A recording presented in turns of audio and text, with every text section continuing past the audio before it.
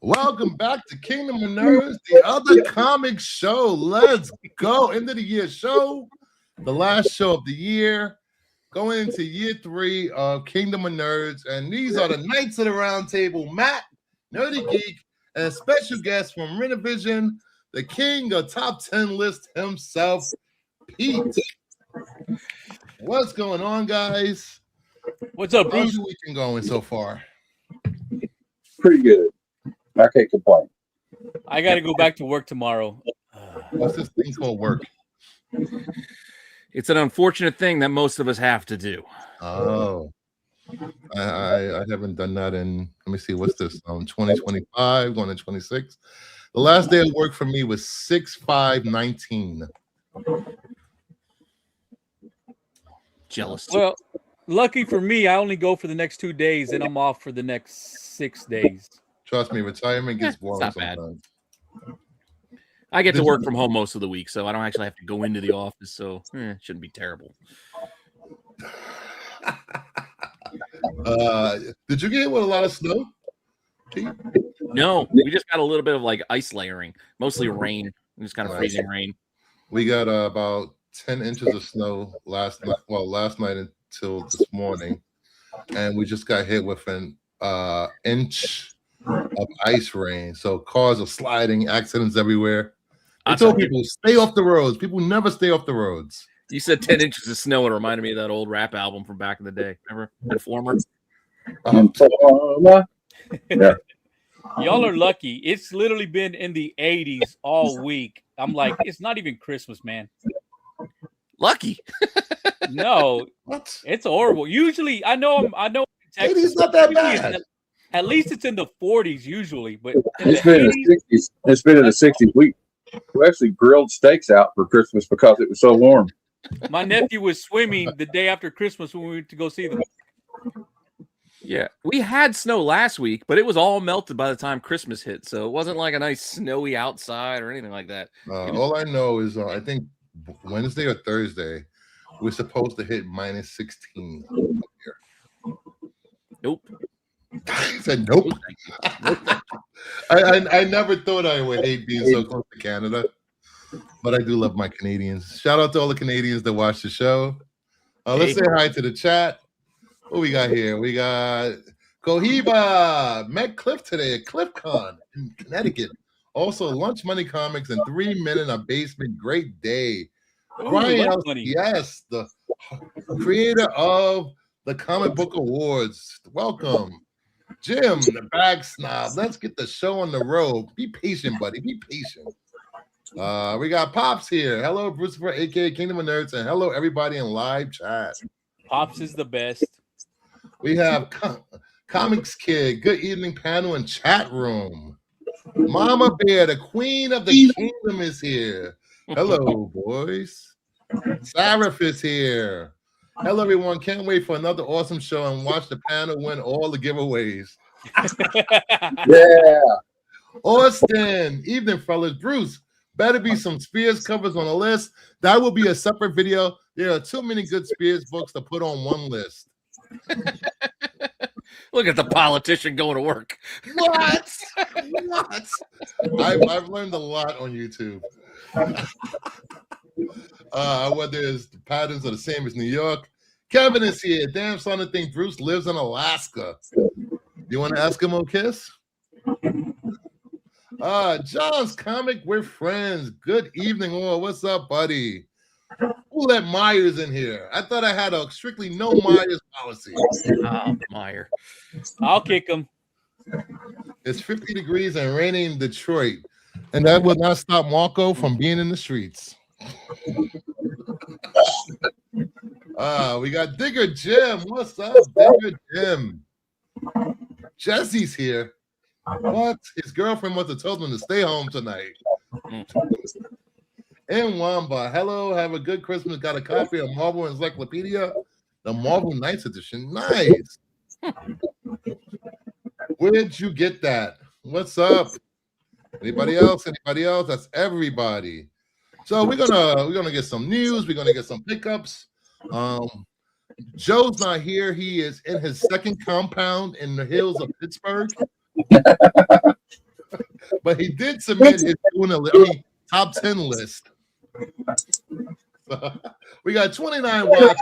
Please hit the like button, subscribe. If you haven't subscribed to Renovision, please subscribe to Renovision. Subscribe to Nerdy Geek and subscribe to Heroes for Hires Comic Club, aka Matt, aka Big Poppy, aka he don't give a fuck. And just remember, we always do important things here. Hey, quit messing around. I'm not messing around. I'm doing important stuff. And Jeff's backstage. Oh, I think do I have Jeff's here. What's up, Jeff? What up, Jeff? Hey. And just in case you didn't know, this is a family-friendly show. This is the best family-friendly show on the internet, so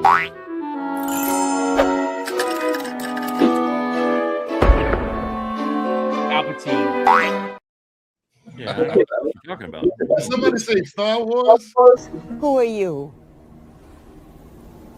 I'm Ray. Ray who? Palpatine. Ray Skywalker. Palpatine.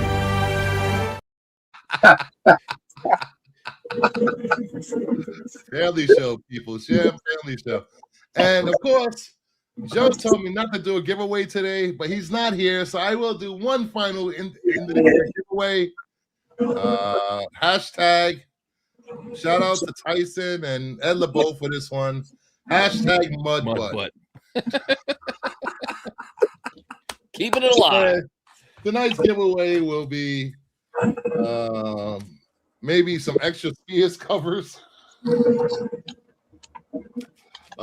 Grimm #1 for printing. And hello Halloween. Cool. So get those hashtags in there. Let's start off with some pickups. What do I have? I'll show my freaking CGC stuff. Restored Witching Hour 33. No less than a 6.0 when it comes to Bronze Age DC horror. That's what I said. Unexpected 138. I'm just showing you I watched. Oh, I watch your shows too. Sure. Witching Hour 17. I watched it, nerdy. Thank you, Matt. I told you, an hour-long cover show, you should have put it in half. But watch it anyway, guys. It's good. It wasn't an hour. It was an hour and 20 minutes. Exactly. House of Secrets 90, 8.0. Nice. Witching Hour 21, 7.5. I like that one. Witching Hour #4, 7.5. That one's all right. Witching Hour 19, 6.0. Unexpected 109. Thank you, Jim. I appreciate you, Jim. I worked hard on that. House of Mystery 195, 6.5. And I had to record it 3 times because I kept messing up on my audio and video. All right. I just happened to have one more blind bag laying around. I forgot to open, but I did get this. Oh, Nice. Very nice. did you get a reply from the email? What? Have you gotten a reply from the email? Yeah, I have to give them my address, and they'll be shipping me a random slab out at some point in the future. I was going through boxes, and I found this. Oh, nice. That's cool, Pops, as long as it played all the way through. I forgot about this one. This is lasagna. No, Lindable. Oh, yeah, I remember that one. Yeah. I picked up this. Another copy of this. Red shirts. More red Terry, shirts. I didn't want to make it all about that, Terry. I put some stuff in there, though. Absolute Flash. I like your selection. Harley versus Zatanna. Yeah. Everything Dead and Dying. The Last Starship. That was a great Raza cover. Supernatural. G.I. Joe. Yeah. Superman. Unlimited. Joe. Cyborg Dirty. versus Swamp Thing. More Supernatural. Photo cover, of course. Exquisite Corpse. Yeah. Absolute. Wonder Woman. Absolute. That's the one I got stuck with. Absolute. Martian Manhunter. Absolute. Wonder Woman. Show off. I still haven't got my Midtown order yet. Yeah, These are Midtown just still had the yeah. Ace cover. Midtown was only sold out of the EOMs. Who's this? Shoot? No. No, Lyrics. I don't remember. The Eon was in the late edition, right? Because it seems like everyone just all of a sudden fell in love with it. And I picked this up because I love Dan Mora. That's I nice. like it. All right. Matt, what do you got? I won 2 giveaways 2 weeks ago on Instagram. I won some Shags comics, so shout out to him. Got Murder Podcast #1 signed by Jeffrey Hahn. Oh, nice. Nice. We got Suicide Squad 11 signed by Pickleback. Dean White and Richard Friend, Oh, Nice. and Captain America #3 from the Rick Remender run signed by Dean White. I think he's the colorist or something. And I got the Spider-Man Holiday Special. The foil version of KO1, Danny Warren Johnson variant, and I got Blood Red #1 Virgin variant. And it's a homage to what's the name of Weapons? Yeah, They did a weapons homage? yeah. Look, Oh, wow. and I won these. I already have them, but still, you can't look a gift horse in the mouth. So I got that one. nice. I didn't have this one, I don't think. And then I got another copy of this one in there. So that win. And I won another gift from Four Corners Comics, and we were out of Reno, Nevada on Instagram. And I won this slab. Oh, nice. Ooh, very nice. So that's what I got. You're the luckiest man in comics, always winning giveaways. What's Yeah. up, Trev? He is. Trev. Got to enter as many as possible, you know. All right, so I had to just grab what was handy because I didn't know I should grab pickup, so I didn't plan any of this out. This is just stuff that's sitting near me. I kind of did the same thing. He's gonna pull out the coolest stuff. Watch. Well, no, well, this one, I will admit, I did share this on Instagram a while back, and I am happy I finally got this one. This is the Manila Convention Transformers #1 like reprint, so it's like a Filipino convention exclusive. So Oh, cool. where the hell am I going to get this? Me being half Filipino, I had to have this. So I got this in a 9.8, and it was. I like it. I just score that. Other than that, I added a collection of the Tom Taylor Nightwing hardcovers because I got a lot of them pretty cheap, and I just had to fill in the ones I was missing. So put these on my bookshelf once I reorganize everything in here. And my brother got me the it's like a prop version of the Sports Almanac from Back to the Future 2. It came with a whole like the bag that that he carried it in, and there's like a receipt or something in here too. But I thought it was pretty cool. Get the Back to the Future Sports Almanac. So I put it up here behind me. Oh, nice. That's what I got lately. I dig the shirt too. Oh yeah. Nerdy, what do you got? All right. I don't have a lot, but let's see. I got my 1 in 15 Event Horizon Virgin variant. I'm still loving this series. I like the ring light on his head. Yes, I like that. The ring light. I don't remember who did this, but I picked up the Pop Kills exclusives from I don't remember who. I would guess Carla Cohen or Selena. No, it wasn't Carla Cohen. This is Carla Cohen though. There you go. Okay. And of course, I had to show Lucho Parillo too because he did a great Baroness. Hey, Nerdy, aren't they connecting? Are they connecting variants? I'll take that. If they are, I mean, I don't know how they go. No, okay. Maybe if they're connecting, they're not like crazy. Oh yeah. Yeah. Just has the same background. They both went to Sears. I picked up together, so they probably just used the same background painted. Yeah, they're married, so they probably just use the same Adam background. Hughes, Tomb Raider. Always grab those when I find that one. And then this, I didn't know anything about it, but I've always liked this cover ever since I seen it. I don't know what language that is or who the artist is. I just dug it, so I picked it up. And of course, I found a Michael Turner, my favorite artist, so I had to pick it up. And warning for everyone, since Joe's not here, I got to make up for Joe. So I did pick up a black bag cover from Barbaric. So there you go. And since I FOC my books, I do have the Eom, and I did pre-order 7 of them. So I have 7 of the Eoms. Jesus. Don't worry. I give him the rest of my copies in this week, you bastard. Hey, man, I saw that was going to be a big book, so I picked it up. Just remember, FOMO ends quickly. And then here's my DNA 9.8 signature series of Savage Land Rogue. And I got this in the mail this week. We have Pop Kill, the Halloween special by Will Jack, another signature series autograph. And I got 2 because the regular set sold out in like seconds. So I had no choice but to get the CGC, and that's it.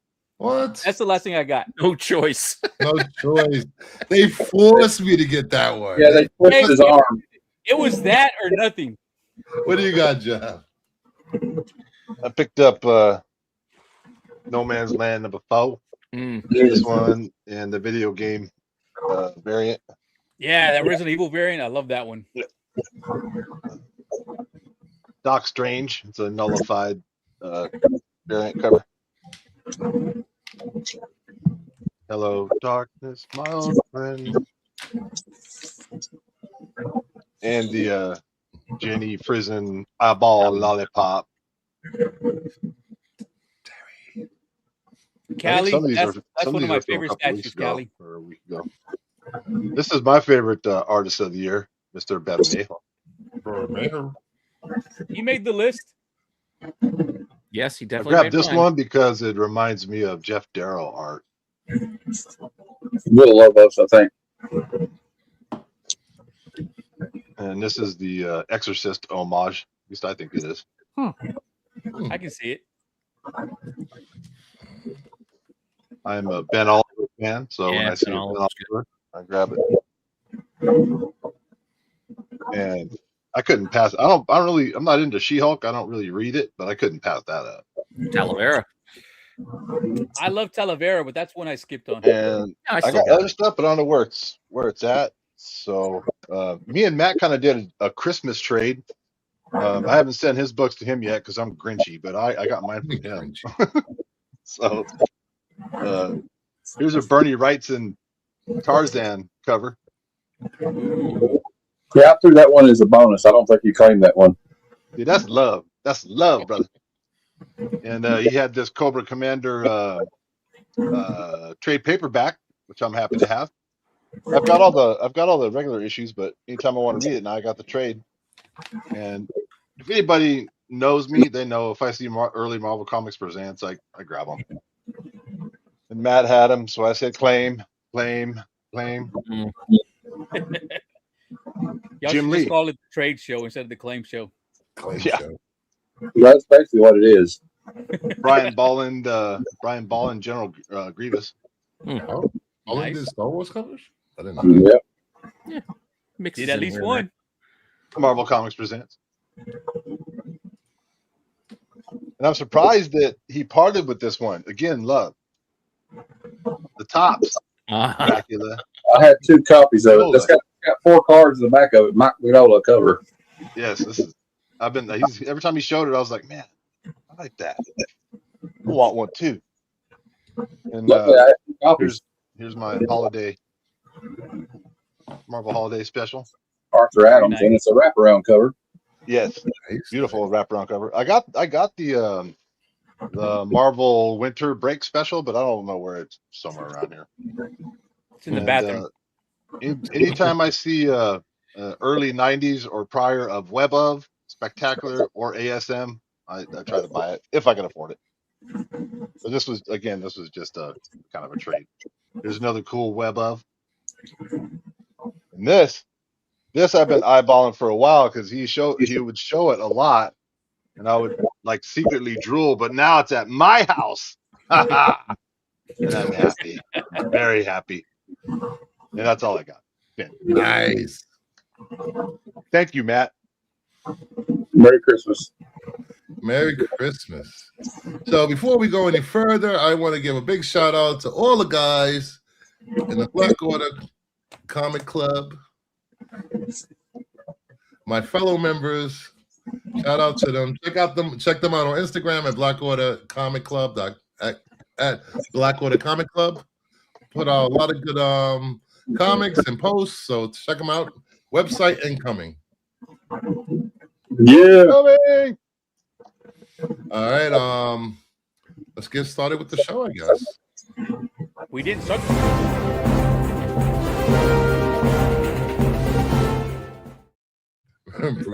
Yes, what the hell we been doing the last half hour if we weren't doing the show? I don't know. We're just hanging out. All right. Strange Academy is fully back in development. Marvel Studios is currently searching for a writer. That's not great news. I know.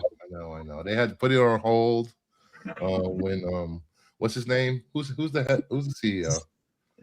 Iger. All right, we're gonna make it again. We just need a writer. We need a writer. You guys don't even have a story. Don't they just fire Scotty Young to write it? Because Hollywood doesn't believe in comic book writers that they're actually real writers. Oh, they just believe in stealing their material and then reworking it. Yeah, I get it. Well, they reworked it, so it's their idea. Yes. Yeah. This is one project I would prefer to be animated. Yeah, we do. Because of all the magic and all of it. And Degrassi said, don't buy it. It's not happening. What's up, Degrassi? Degrassi's back. Degrassi's back. So that means I get to play this.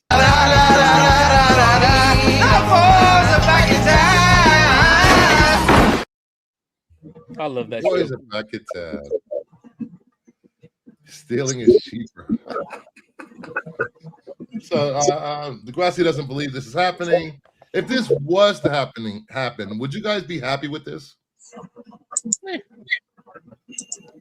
I'm Indifferent. I'm indifferent. Yeah, it's not the first thing on my list of things I'd like to see. Nope. I wouldn't make time to watch it. Hey, Marvel, how about working on a really good X-Men series or movie? How about that? Who? It's coming. Might have X-Men. done that. It's in the works. Is it? Yeah. One project, most of them should be animated.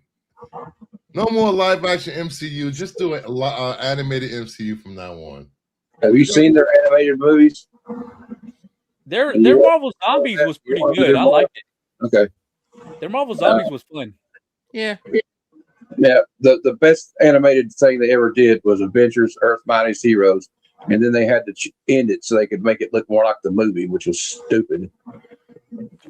I did like what was it? Avengers Next. That was a pretty good animated movie with the kids of the Avengers. Yeah. I also like the Hulk versus Wolverine one they did for Lionsgate. I think did. Ain't nobody getting recast either. Grumpy's here. What's going on, Grumpy? What up, Grumpy? All right, moving on from this to Marvel Studios reportedly wants Jordan Peele to direct an MCU film. I'll support it, depending on what it is. What is he directed before? He does a bunch of horror movies. He does horror movies. Get Out. Like, what was the other one? Us. Nope. Yeah, Nope. Us. Yeah, Get Out. Name something that he knocked it out of the park with that I would be like, oh, all three of it. I mean, all of his horror movies do really well. Like they're. I wasn't even aware he was the director. Yeah, what was the first one he did? I liked it the best.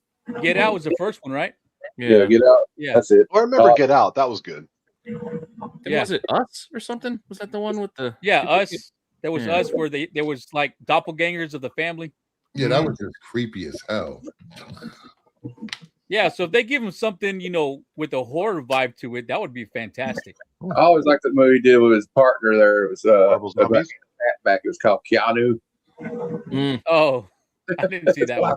When I think of him. I can see him there. I would keep him in the same lane and do a Marvel live action horror type movie, probably with anything to do with magic. Stay away from zombies, maybe vampires. I don't even maybe a Blade movie. He doesn't have to go horror just because those are the other movies that he did. Well, I'm just saying he's good at doing horror movies. If it's in his wheelhouse, why change it? Well, because you can expand a wheelhouse. It's not that like the horror that he did wasn't like it wasn't like Freddy Krueger horror and like talking about magic and like Doctor Strange. That's not the same thing. Like you watch Get Out, it's not the same thing as what Doctor Strange was. Like they're two different animals. But you give him something like I don't know, an X Factor Investigations type of vibe where it's more down to earth. You and that on the darker side. I love David's X Factor Investigations run, but something like that, more street level. I would like him to do a DC Justice League Dark. I would like to see that from him. See, I want Guillermo del Toro to do that. Okay, if we have a choice, then yes. Yeah, that's what I'm saying. Yes, HBO Max series, because you can get more content out of a series than you can with a movie. Is it staying HBO Max? Are they not changing the name? I don't know. It depends who gets it. They're still having a bidding war. If Netflix gets it, then it will just stay HBO Max. They'll start off on Max, then go to Netflix, which will get more eyes on this DC projects because Netflix reach is insane around the world. Fair. He looks like he's remaking The Gambler, doing his best Kenny Rogers impression. Yeah, you got no one to hold them and no one to pull them. Oh, Degrassi says Netflix is getting it. Mm-hmm. Let's see. Put in your bets with Vegas. You heard it first. And I trust Degrassi. You guys, Degrassi has been right majority of the time on his I don't want to call him scoops, but just his knowledge of things behind the scenes. No, yeah, that's why I said it will go from Max to Netflix to get that worldwide reach. Yeah. Because hope so. HBO Max, yeah. They have 100 and some million subscribers. That's nothing compared to Netflix. All right, next story. Do we have another story? I do. I had three more stories. All right. An animated Sonic movie is being considered at Paramount. Do we need an animated movie of Sonic? I feel like the live actions have been working fine. Yeah. The kids, I'm sure, will watch it. So. Any Sonic fans on the panel? I've enjoyed the movies. I they were the way game. better than I gave them credit chat? for. Any Sonic I fans don't in like the chat? them, but I like the games. I watched the first two movies. I didn't get around to the third one yet. I never finished the third one. It's not But bad. I like the first two. Third one's good. I saw it in the theater, my son. I just don't understand the need for an animated movie. Like if you said, hey, we're going to do a new Sonic animated series. Okay, that makes sense. Piggyback on its success and longer form content, etc. But why do a movie? I don't know. Or maybe a Sonic game to capitalize on the popularity of the movies. I haven't agreed with the choices Paramount has been making over there. They're taking the animated, was it live action? Is it live action Airbender movie and putting it on Paramount Plus and making the next animated series exclusive to Paramount Plus? I just think they have a missed opportunity with that with The Last Airbender. You know, it should have been on Nickelodeon or something. They're being short-sighted. They're trying to get more subscribers, and they'll sacrifice whatever they have to get those subs up, even though more eyes would see it on Nickelodeon or something like that. They're just trying to get those numbers up so they can show the stockholders, hey, look, we added this many more subs. That's all it is. I was really looking forward to that Last Airbender coming to theaters. You know, I know a lot of my friends not big fans of animated projects, but some things need to be animated and some things need to be put out there. I think people just need to get more comfortable with animated stuff, and just putting it behind a paywall is ridiculous. Plenty of good animated stuff out there. Yeah. Well, I mean, is this the kind of thing that meant to be animated? They could do way more than they could in a live action movie. Yeah. Well, same thing. I mean, half of the movie, the live action, it's all just computer generated, animated Sonic running around doing fantastical things anyway. It just to be a little bit cheaper, I guess, depending on what form of animation they go with. You know, this right here has disappointed me that Star Trek is going back to theaters. Star Trek is a television show. It deserves to be on television. Shows have been great. I don't know what Paramount's doing. I will say this though, another video game thing that was not good is live action Super Mario Brothers, but the animated movie with Chris Pratt was pretty cool. Yeah, it was. I refuse to watch it. If you're comparing the Bob Hoskins version to that one, yes.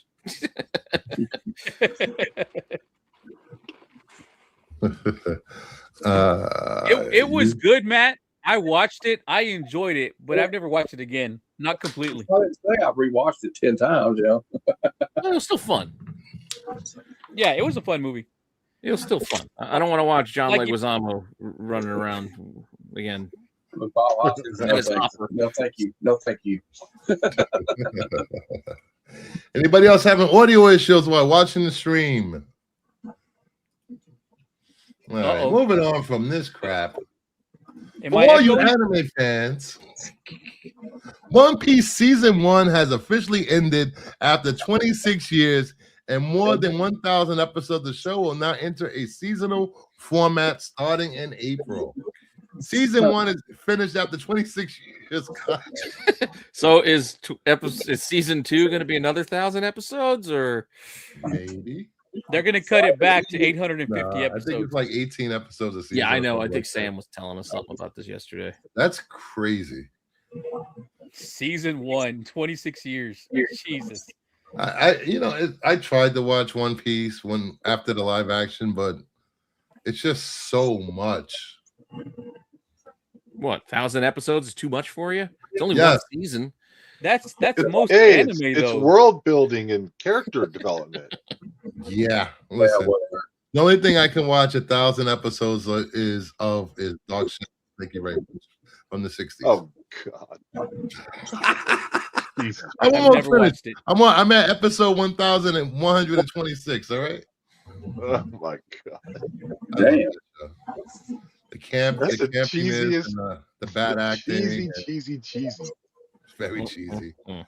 There are figures that Mafalda has listed under lanterns: Hawk and Dove, Black Hand, Barter, Indigo, and Star Sapphire. Uh-oh. That can mean something. Get those first appearances out there.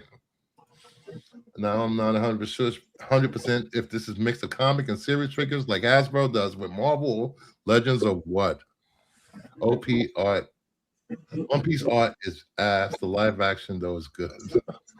All right, enough torturing you guys with the anime. And finally, new look at Nicolas Cage as John Madden in David O. Russell's Madden movie. Oh, that's nightmare fuel.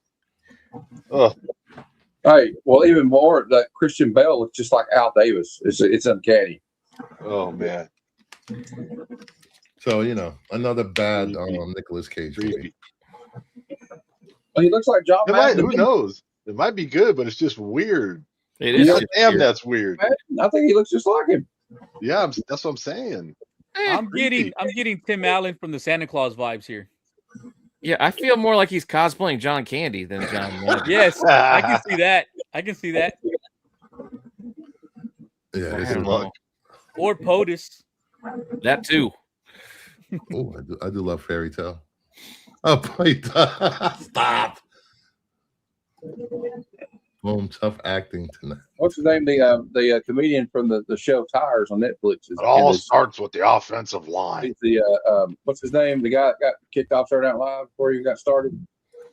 He's on this. He's like one of the assistant coaches for the Oakland Raiders. This movie. I can't remember his name. Jeff. What's the guy that's on that show Tires on Netflix? The comedian. Buddies with Joe Rogan. He got You're fired. talking about Tony. Dana White. Who? You know what? Ain't white. Talking about Tony. Isn't No, it the UFC guy? no. Yeah. Friends with Joe Rogan, right? Shane Gillis. That's it. Thanks, Shane Jared. Gillis. He's in it too. Good job, Degrassi. Kevin said it too. I don't know. I'm having bad names today. I'm sorry. Does anybody really care about this movie? Not really. I didn't even know this movie was being made. So Hey, Bruce, when it comes on Tubi, I'll watch it. How's that? Tubi. I'm Nah, a that's football all right. guy. Even if it comes to Tubi, I think I'll just stick with reruns of Top Gear. I got a little bit of. that's interest what I in it 'cause said. I'm a That's what I football said, guy. Mama Bear. I'm I a see big it. I fan see it, of, Mama Bear. I'm a big fan of I John like Madden. John Madden. Yeah. And I always like his history with the Oakland Raiders. They were just a rough and tumble team that liked to. Yeah, I agree, Degrassi. I agree. He's actually funny. But I'm waiting for Gillis to part from Joe, start distancing himself. You know from what Joe. I mean about that though? Like the lore of the Oakland Raiders in the 70s. Yeah. They were like a team that nobody. The wanted. movie might be good. Yeah, it they might were be just good. a bunch of. They were like an island of misfit toys. Yeah. Yeah. But seeing Nicolas Cage like that is just Yeah, it's kinda weird. It's weird. All right, moving on from news because this is just crap. I do want to before we get into reviews, I do want to ask the panel. Since the last show, we found out that the Absolute Universe is sold like what 8.3 million. 8.3 million since issue 1, and I see a lot of people saying it's going to crash the comic book market. The market can't sustain such high levels. There's too many books out there. What do you think about that? Do you think this is just a people FOMOing out, or it's a consistent thing with Absolute Universe? I feel like it's both. I feel there's people who are FOMOing out on it, but then I also feel like there's a lot of people who are legit enjoying the read, and then people who thought it sounded stupid from the beginning, and now that it's picking up steam, now they're trying to jump on it and get into the series, we have 2 of them here. You know, not that there was anything wrong because the first 6 issues were great. I'm not saying anything bad, but there was people who like screw this series, and now they're like, hey, let me give it a shot, and they're actually enjoying it. Yeah, I know it was a big departure from what we knew to be Batman and the Batman lore and who was Bruce Wayne, and it was hard seeing. A lot of people found it difficult to see Batman being 7 foot tall, 700 pounds. He's only 6'9". Same difference. You know, I think that's what drew me to Absolute Batman. I was going to read it regardless because it's DC. I'm a DC homer. Everyone knows this. I think it being so different from the regular DC universe is what's sparking so much interest in this universe. They didn't just put a coat of paint on Batman's uniform and call him Brucey. I didn't. I mean, it wasn't the look of him that bothered me. It's just like, here, I got to collect another Batman book. Yeah. So that kind of like threw me off on that. And like, I was already getting all these other books, but like the look doesn't bother me because, I mean, look, you might people maybe disagree with me, but Dragana didn't reinvent the wheel. It's like Frank Miller, Dark Knight Returns Batman a little bit to me in certain ways. Although he's got like a different thing with the axe. That kind of threw me off. And I was like nerdy. The first couple, I was like, well, I don't know if I have to get it. And then it blew up. But then what brought me back to it was not Scott Snyder, even though I like Scott Snyder. It was that annual. I needed to know more after that because Daniel Warren Johnson just kicked his ass for that. But I believe it's a lot of FOMO right now. End of the year, people are catching on to it. I'm not saying it's going to drop tremendously, but I mean, people paying $350 for that book in a 9.8 when like 7-8 months ago, or when it came out, like 2 months after it came out, I know somebody bought a 9.8 for $60. Which book? Absolute Batman #1. Yeah. So, but like, I don't know if it can sustain this high price. Maybe it can. I think it will. It will settle at some point. I know a lot of people are saying there's over 400,000 copies. I want to get to number. You're talking numbers, Bruce. So go ahead. Quality of the book aside, yes. Of those numbers that you're throwing out there, how much of that is also the multitude of reprints that we've gotten, and how much of it is some collectors who buy one as opposed to collectors who buy 3 of everything?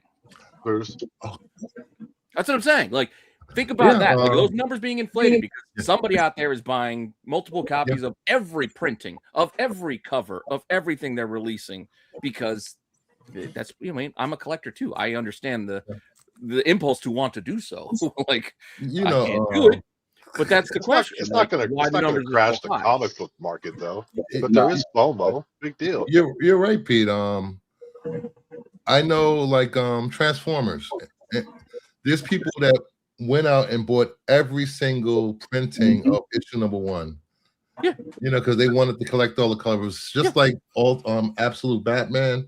The initial first printing was 250,000. Then you have to throw in all of the store exclusives, then the ratios and the B, C, D covers. How many covers were there for the original? There was a lot. Open order. You had the Dragotta, you had the Jim Lee, you had a Jay Lee. I'll look it up. And maybe one more. There might have been 4 open. Yeah. And a 150, and a 100 option as well. Yeah. The initial 250,000 that the first print sold. By the time it reached the 8th printing, it was up to 400,000 copies sold of issue 1 with all the printings. And we're already up to what, 10? Yes. I mean,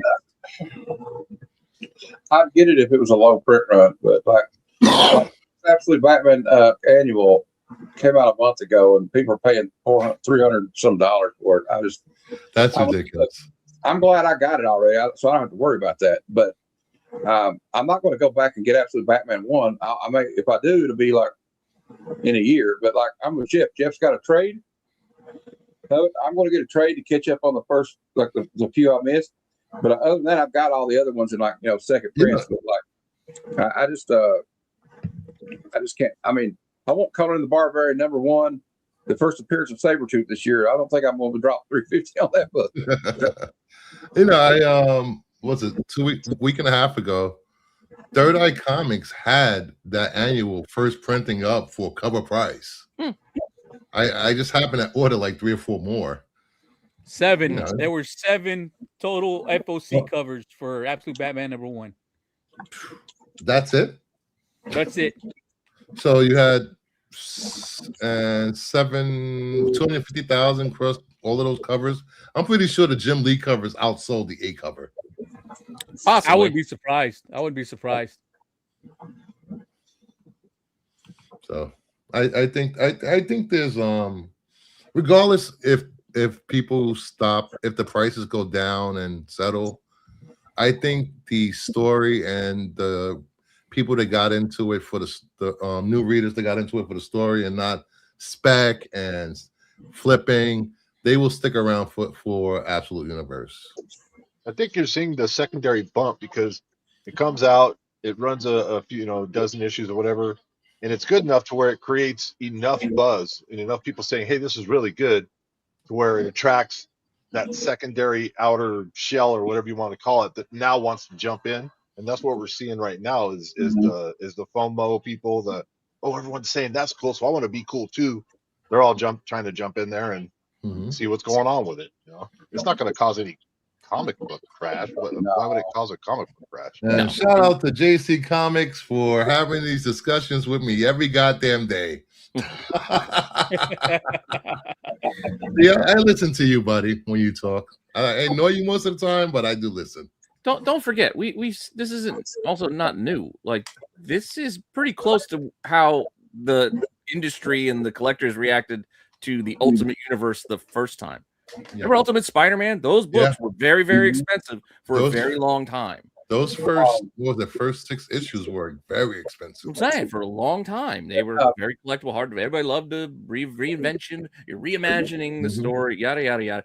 And 20 years later, it's kind of. And I know a guy in the community here on YouTube that was out of comics. He was quit buying new comic books, and then everybody told him he started hearing about this, and that's the only thing he's picking up. So it's I think it's brought new eyes back, or people that had left the hobby of buying new comic books. So I think it's a good thing. I don't think it's going to hurt. I don't think it's going to hurt the comic book sale. I think it's helping it. That's all it's doing. I agree with that. And you got to remember, there's all the type of collectors who, they may not jump on it right away, and then they hear the word of mouth, then they give it a read, they enjoy the read. Now, if they're those types that, hey, I'm a completionist, I got to make sure I got to go get all the first prints so I can complete my run. No, I'm not doing that. I mean, I did that. Like, I didn't jump on to Something's Killing the Children until 2023. I loved it. And I went back and got every issue, cover A till 45. So I have them all because I'm that type of collector. Is like, if I really love the read, I will collect the whole read. The Grousey said, if there's another crash, it has to involve Robert Kirkman. Oh, God. I hope not. I'm enjoying the Energon universe. Mama Bear makes a good point. TikTok. There's lots of every video I go by in my feed on TikTok is Absolute Batman something, or Absolute Wonder Woman, not just Absolute Batman. We need to talk about Absolute Superman and Wonder Woman in that too, because this last issue of Absolute Wonder Woman, where Batman shows up, where she shows up in Gotham, is blowing up right now as we speak. At least the EM cover is. Yeah.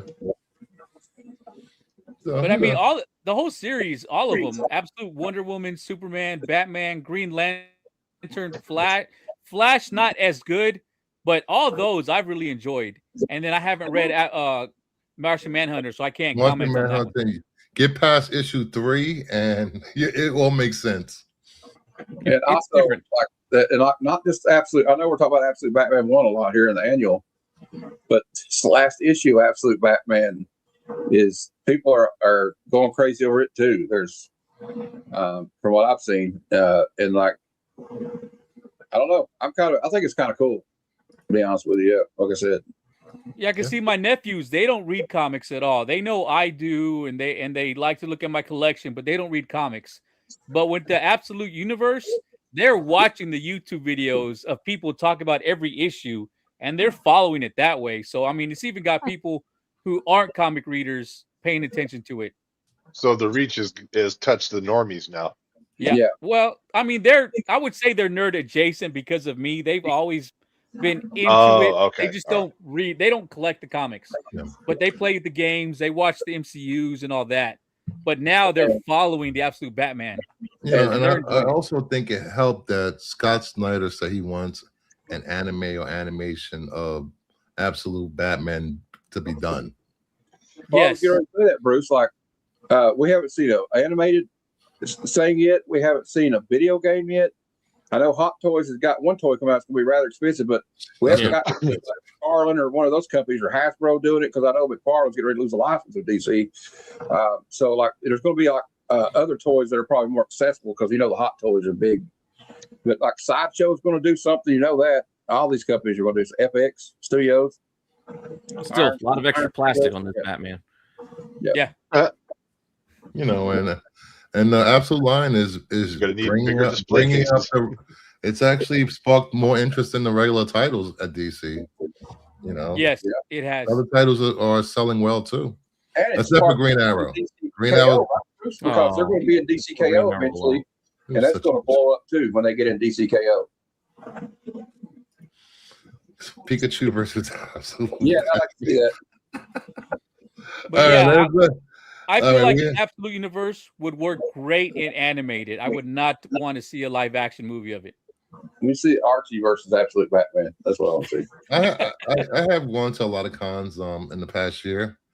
Well, probably like 8 or 9, and I have seen like 3 or 4 people dressed as Absolute Batman, and walking around like that suit has to be hot, really hot. Yeah.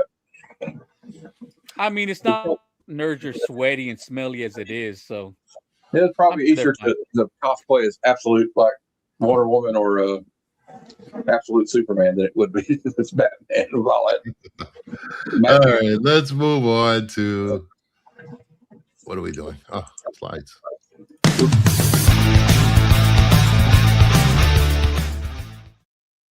This week, weekly comic reviews: Infernal Hulk #2, Absolute Wonder Woman 16, Absolute Superman 14, Red Hood versus the Joker #1.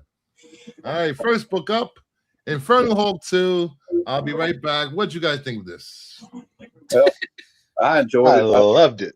Yeah, I love it. Like, I like the Hulk, and like I like the Incredible Hulk run with Nick Klein doing the art. You got Philip Kennedy Johnson writing. So the Hulk was attacked by this thing called the Eldest. It's like a skinwalker type thing. The Gockley or what?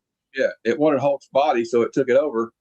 And then, so he's separated from Banner in this one, and you see Hulk get full power in the first issue, just takes over this Kentucky town, just decimates these soldiers.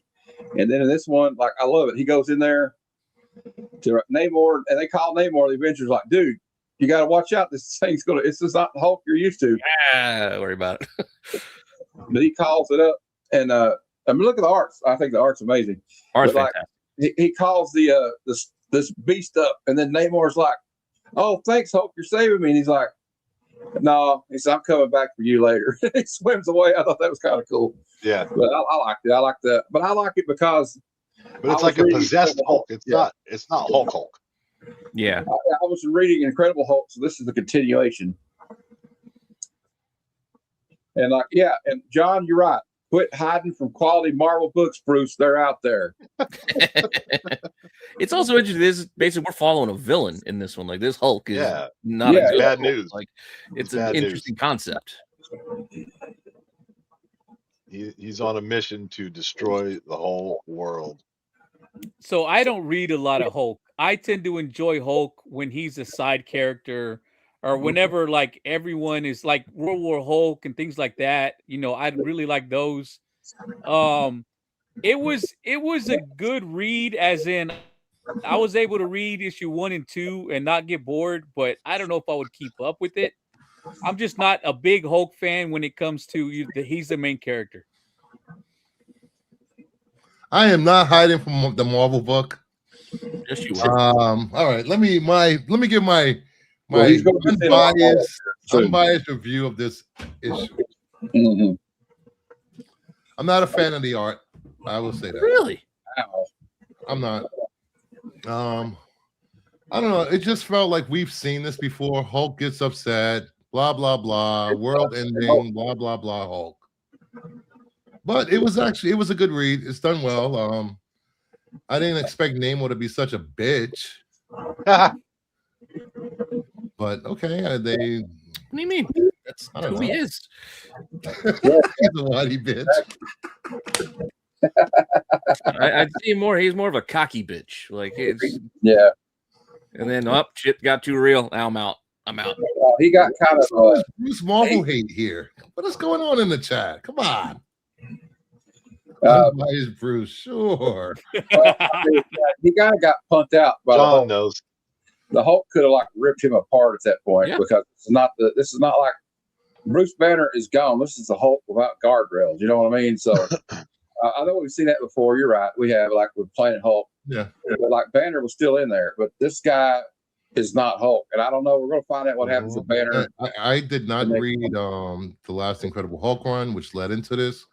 I heard it was involved Lilith, the mother of all monsters, right? It did, yeah. It did. It just ran. He just was a little stretched. It was a little long. That's all. Yeah. Good stuff, but so now he's dragged at times. So the Hulk has been taken over by one of Lilith's children, I believe. That's what it's called the eldest. She's called the eldest. Okay, so I'm assuming by issue 4 or 5, Sam and Dean Winchester will show up and save the world. I've seen this in Supernatural, guys. Yes, they John. They just need to shoot him with a shotgun full of rock salt, and they'll be fine. I'm with you too, John. I'm with you too. Listen, I let the viewers vote on letting the panel choose one book per week, and this is the book that Jeff picked.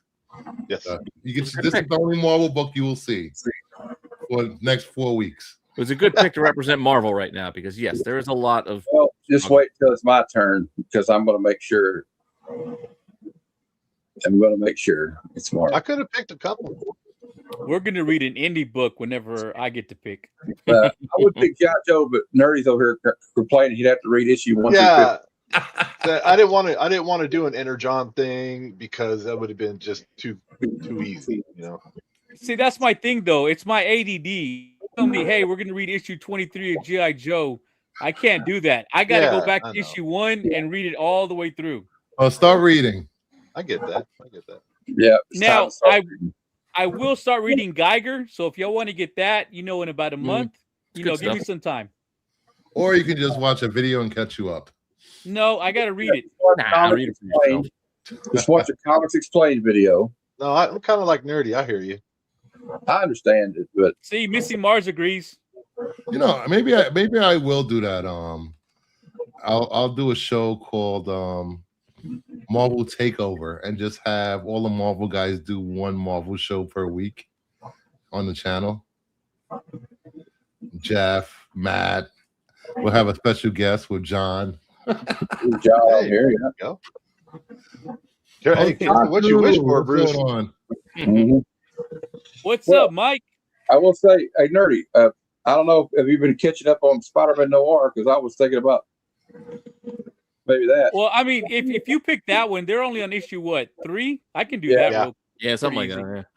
Yeah. Oh, look at this. Daredevil and Punisher is only on issue 3. Popular.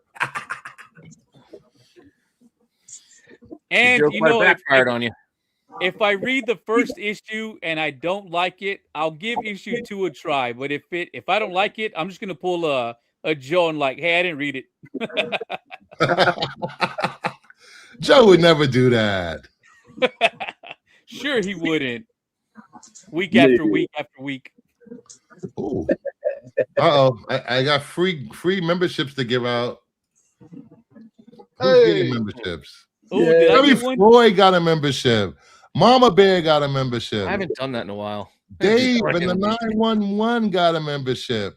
Joshua Davis got a membership, and Canadian Survivalist got a membership. Congrats, guys. Now I'm going to cancel my membership so I can get a free one. There you go. Only for a month, though. It's only for a month. All right, next up, we have Absolute Wonder Woman 15, The Meeting of Bats and Wonder Woman. Yeah. I thought this was great. Yes. I wasn't expecting what happened to Wonder Woman with her being taken over. Yeah, that was interesting. Very interesting. And Batman and her explanation of magic to Batman. Yep. That was pretty cool. Yeah, this was a great read. And at first I was like, oh, wow, they're going against the grain. They're not going to have our two characters fight. They did, but the way they did it, I was okay with. It wasn't just like, I don't know you, you don't know me, let's fight. Yeah. So I actually like the way they did that. And it was a really good read for me. I really liked it. And you get a sense of their height, which is he's 6'9" and she's taller than him. Yeah, well, I like that because there's I like that. Hey, when they first meet, though, Bruce, what I like that. Bruce, there's like a panel, and when they first meet, and she says to him, "I'd heard you were quiet, but they may need to invent a new word for what you are. It's especially impressive considering your size." Yeah. And like, I don't know if she was a dig at her being taller than him or not, but I thought that was kind of cute. And I also like the way they like he didn't have any trouble with her because she showed up and she was really respectful because she knew she was on his turf. Yeah. And it's really intriguing. Yeah, the thing about her being controlled like a golem was kind of interesting. Yeah. And I like how she made her arm disappear because she's like, well, I can't stop it, but maybe I can. If my magic arm's not here, it might give him a little help. And he was able to take that thing that she gave him. And, the whole Gollum thing. I'm wondering, was that a shout out to her original origin of being made from clay? That's how I saw it. They even mentioned it. What's the woman that was setting them up? She said, if she's made out of clay, then maybe this is like incantation or whatever they're using to work. And but yeah, I liked their first meeting, and I thought it was really cool. And they seemed to hit it off, though. Did you think? Yeah, yeah, they did. And we got a shout out to Superman. You need to meet Superman. Oh, that's going to be a big one when the Trinity gets together. Matt, have you been keeping up with Absolute Wonder Woman? Like, have you read it all? No, I've read it since issue 12 or 11. Okay, so you don't know about the arm then? Well, no, but I kind of figured, maybe context. It was a magic arm type thing or something. So, well, she sacrificed it early. Yeah, they tell the story about it in the beginning. Yeah. Okay. Well, I like it though. I didn't, the thing was about this one and Absolute Superman, and even Batman is like you want to catch up, but you don't have to. You can pick up right in it, right? You know what I mean? Like if you get to the right point in the story arc. Yeah. Yeah. I'm okay with it. It doesn't bother me to like, and I'm not bad at that anyway. When I was a kid, we don't really. I didn't have a pull list. We just got what was there at the 7-Eleven on the spinner rack. So if I missed something, it didn't really bother me. I could still catch up later. What you think about it, Pete? It was good, but as I've said before, when the whole Absolute universe started, Wonder Woman was my favorite book that was coming out at the time. I liked it better than Batman, and even now, I mean, Batman's getting a lot of the hype and talk because of the characters being reintroduced, etc. Like, oh, well, now we got Bane, now we got Joker, now we got it. Is it really about Batman so much anymore? I don't know. Not to say that's a bad thing. Mm-hmm. Not to say it's a bad thing. But I liked from the start the Wonder Woman, like the reinvention of her from the start, and hers was the best book for a while. Again, I fell behind a little bit, had to play some catch up, but yeah, I'm not surprised. This was good. Yeah, I would say this: the Absolute Wonder Woman and Superman haven't really relied on their rogue galleries. They haven't. No. Yeah. They haven't at all. Like, we've seen Brainiac. That's the only real traditional Superman villain, and he's still a side player in this whole thing. Yeah. Well, didn't he take one of Bats? Again, I'm behind. Yes. Ra's al Ghul has been the one for Superman. Yeah. Well, also I like her. Like out of all three, I like her look the most out of all three of the Absolute Trinity. Yeah, I just think if you can get a hold of like a trade or the later print issues of the early editions of Wonder Woman, I think you'll like them. It was a good series from the start, like as far as the story goes. Like I feel like Absolute Wonder Woman and Absolute Superman have been more consistent than Absolute Batman. It's just Absolute Batman, when it peaks way higher, and that's what it is about it. But it's also had some lows where it's like, okay, I got to read this because I need to know the story, but I don't really care what's happening right here. But that was mostly the first 6 issues. Yeah, you know, I from the beginning, I had put Superman Absolute. Superman, Batman, Wonder Woman. Superman, it just got me the way that scene from when he's traveling from Krypton to Earth and he's awake the whole time. Yes. And to be that young and to be that lonely and thinking of unaliving yourself and just giving up. I was gonna say that was a tough story to read.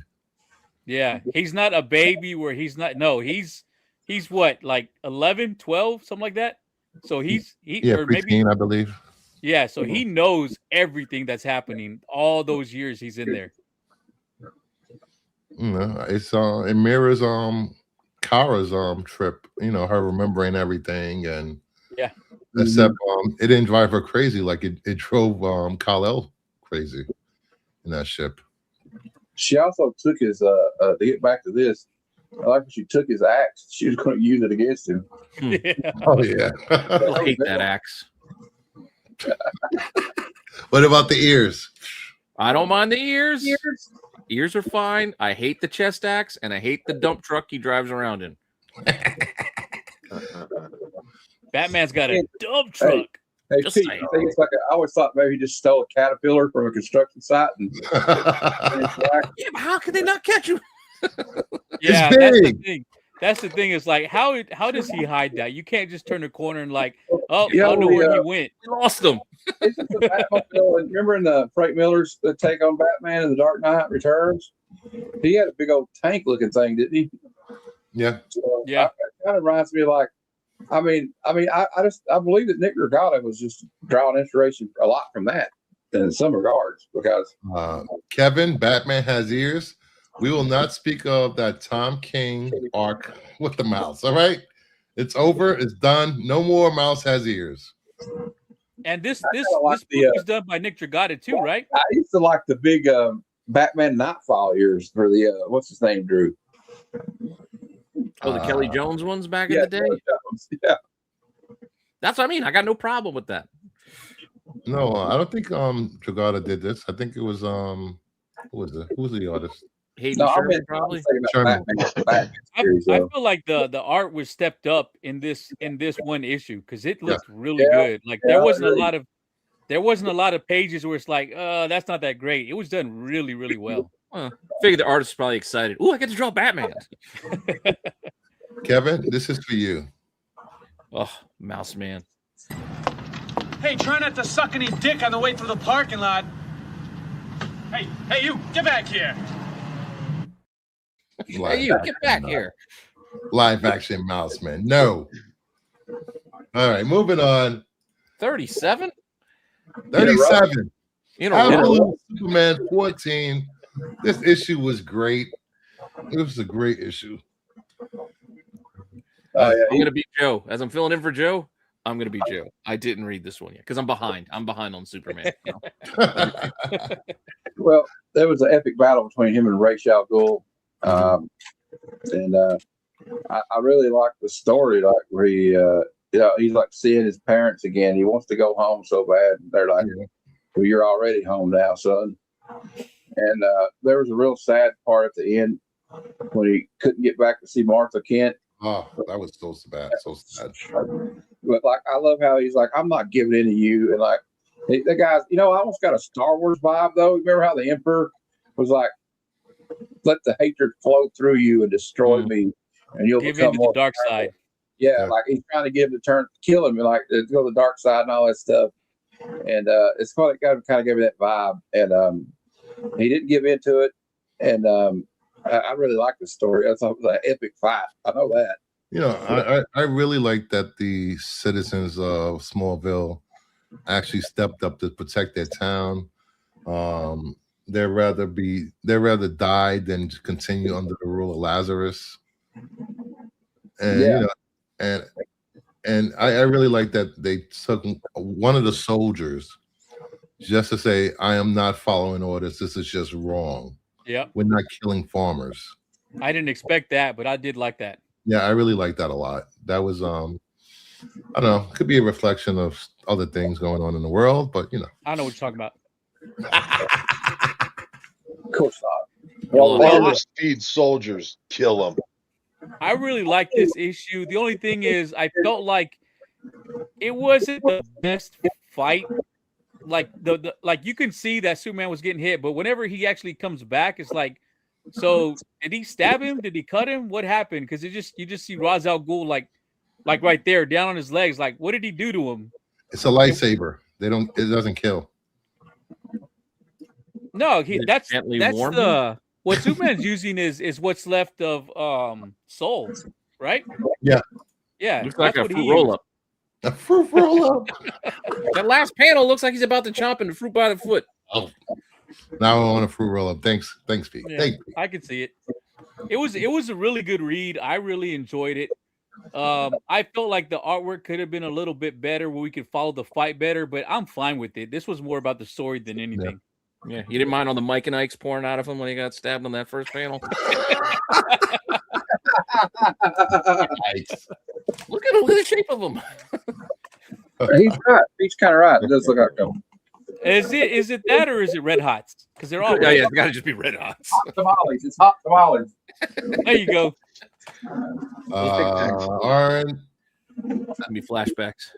absolute characters inherently bad though because of the universe being based off Omega energy. No.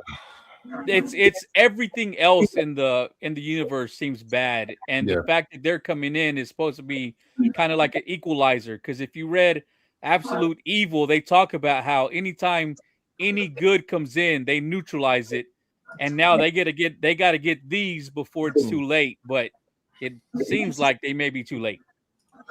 Yeah, because the atrocities that Lazarus has done for decades to people around the world is insane. Yep.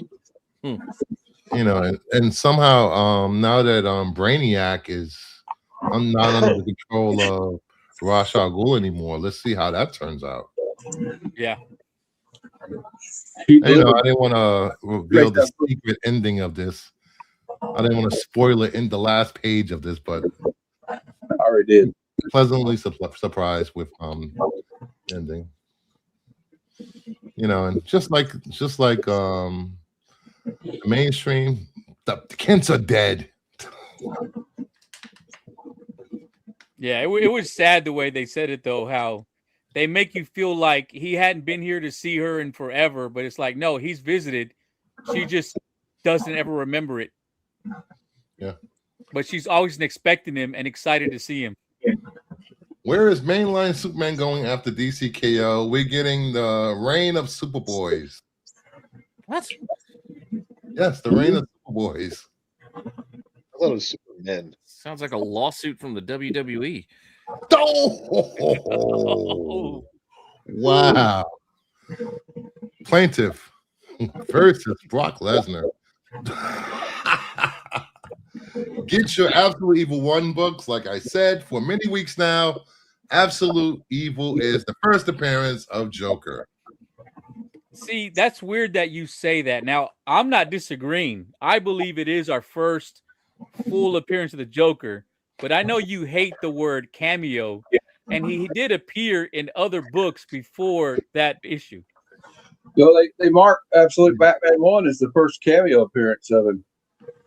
Yeah, because he was there in the book. You got to remember, Bruce, it doesn't matter what you say. It matters what CGC says. Oh, it don't matter what they say either. No, not really. It matters what everyone market says. Pete's right, because my CGC Uncanny X-Men 266 says it's the first appearance of Gambit, but Key Collector app says it's the second appearance. Look, guys, here's the definitive thing. Absolute Evil is the first appearance of Absolute Joker because he talks. He's in there throughout the whole book. We get a sense of who he is by him and the other characters. And I have 15 issues of it, so please buy it. You heard it here from Nerd. Buy it, Bruce. All right, and finally, not finally, we got two more. We got one more. Just one more. Did we already do 3? Oh yeah, we did. We did the Hulk. That's right. Yeah, we started with the Hulk. I forgot about the Hulk already. Yeah, I forgot about it too. All right, we have Red Hood versus Joker #1. Speaking of forgettable, it was a brutal fight. It was all right. I liked how we got in the head of Red Hood and how he sees himself, and he's not wrong. Whenever you think of Red Hood, it's like, oh yeah, Joker fucked him up. And then if you think of him as Robin, it's like, oh yeah, he's that because of Bruce Wayne. You don't think of him as his own character. And I did actually really like that way. He actually sees it that way too. The way it ended, though, I'm like, did somebody win? Did somebody lose? I didn't really. The Joker won because he had a pacemaker. Yep. No, that's lame. Why'd he turn into a lizard in the middle of it? Because part of this book was Robin standing over him with a crowbar saying, "Beg, bitch, beg." That's because Red Hood injected him with a cure that Batman was working on for Joker that wasn't complete. No, it wasn't a cure. Batman worked on a cure. Red Hood made this exact same stuff that made him before, knowing that it would just make him worse. That's what I got out of it. Well, what I got out is that they can't let Red Hood get a win, even 30, 40 years later. I mean, technically, he did win the fight. It's just that Joker won by default because he actually came back to life because of that thing in his heart. No, I got that. I'm saying, look, Bruce put the panels here. He was climbing on the gate wall like a lizard man and had a hissing tongue. Then he got shot and he started to mutate into the thing. So why did he have a big forked tongue before then? He should have double tapped him in the head. He did get shot. He got shot running into Did he get shot running into the building, the factory? And he's like, I've been shot before. Right there. And he said, I've been shot before. I don't know. Maybe my timing's off of my memory. Yeah, I think it is. I didn't like. But it also doesn't explain why's he got a forked tongue. I got a question too. Did you not? If you guys, I want to see if you guys put this way. The art at the first of it felt different than the middle of it and the end of it. Yes, yeah, it did. I think they changed. The middle part was death in the family art. Yeah, I think they did that as an homage to that storyline. And I want to talk about cover 8. The cover 8 for all these DC KOs are awful. Just awful. I mean, I didn't like the cover on this one. But like, I don't know. It was kind of disappointing because I'm a big Red Hood fan. So, but, I mean, I did like how he told the Joker, you could, I could let this bomb go off and kill you, but no. And he picks up the crowbar and just starts beating him. Yeah, I really did like that. Yeah, that was the best part. That's the best part. But Joker moves on to the final, semifinals, round 3 or 4. I don't know where it's at now. Me neither. I'm actually not reading this series. Exactly. Myers agrees with me. See, nobody listens to Myers. All right, next up.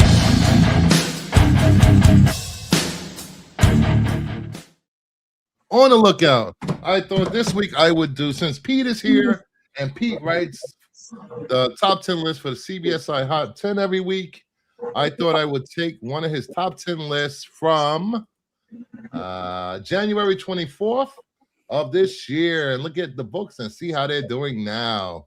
If you haven't subscribed to Renovision, please do so. And if one of the mods could put the link to Renovision, please do so. All right, we have Storm number 4 Rivals. Last sale was $28, $725.25.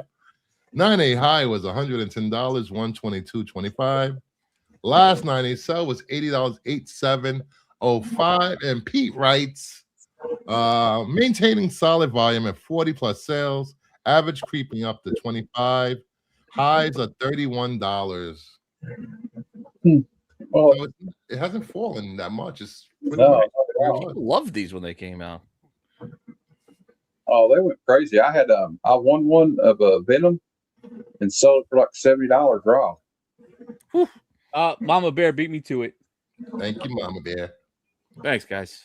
So it hasn't dropped a lot. Like you see, it's like 110 in January, and the last sale was what, August. So that's not that bad of a drop. Yeah, and raw sales were like $25 to $31. So it's right there in the middle. Game's still going. Yeah. They're still making random Rivals covers here and there. It wasn't a bad cover. It was Yeah, it's a nice cover. It's pretty good. Yep. And then following this, we had Venom, the Godzilla cover. Last sale was $30, $12.25.25. 9A high was $114, $27.25. Last 9A sale was $50, $726.25. And Pete wrote, this could be found around $12. Now it's averaging $50 a book. Wow. I'm glad I picked up a couple. Not bad. It's still way above. This was an open order. Yep. Yeah, which is a regular variant set. Cover price plus 20% off for me. Nice. I didn't get that one. I did. First few Rivals were under ordered. Yeah, they were. The first few were, and then everyone started picking them up. Yeah. Nice. All right, then we have Deadly Tales, a Gunslinger Spawn number 2. Last sale $4, $12.25. 9A high was $55, $124.25. I mean high. Last 9A sale was $35, $71.25. And Pete wrote, whoa, there was 60 plus sales at $5, reaching a high of $8. Settled them in a little below what it was selling for back then. It was one of those, hey, everybody loves Spears. Let's look at all his other books and see what else he worked on before now. And people kept pointing out books. And then they went chasing them. Yep. That's where we were back in the start of this year. Yeah, because all of those Spawn covers, and they've all settled back close to cover price. A little above. On eBay, and the prices for a raw copy are all over the place.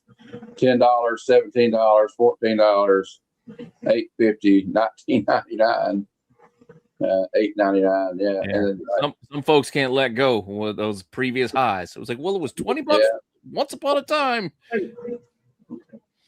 I do have all the Spawn covers. I feel like Joe hit this one right on the head, that with Spears' Halloween blind bags and his Christmas ones, he's just saturated the market so much that I don't know how many. I mean, he's still, of course, his original monsters and some of his exclusives that are very rare are going to hold value, but the rest of these open order covers, I don't see them holding as much value as they were at the beginning. Just my opinion. Even some of the 150s were what was that Spawn Gunslinger Spawn 50? It's way below ratio still. Yep. And that was a nice cover too. That was a really nice cover. Then we have Cross Zero. Last sale was $30, $12.825. 9A high was $375, $724 of this year. Last 9A sale, $168, $11.20.25. And Pete said dozens of sales averaging 30 and hitting a high of 45. Yeah, so you picked a list where I put no color. I wrote the numbers. I just gave you the data that week. What's up, Dave? Just saying. What is crossed? Dave. What was it? Avatar book by Ennis? Yeah. it got picked up that they're gonna do something with it, so everyone started buying it. Got option, Yeah, option Put on the news shelf. is why I started Put on the selling. shelf. It's a weird, Basic, messed up. yeah. All right. They said it's worse than The Boys, from what I've heard, but I've never read it. Oh, we should read this and review it every week.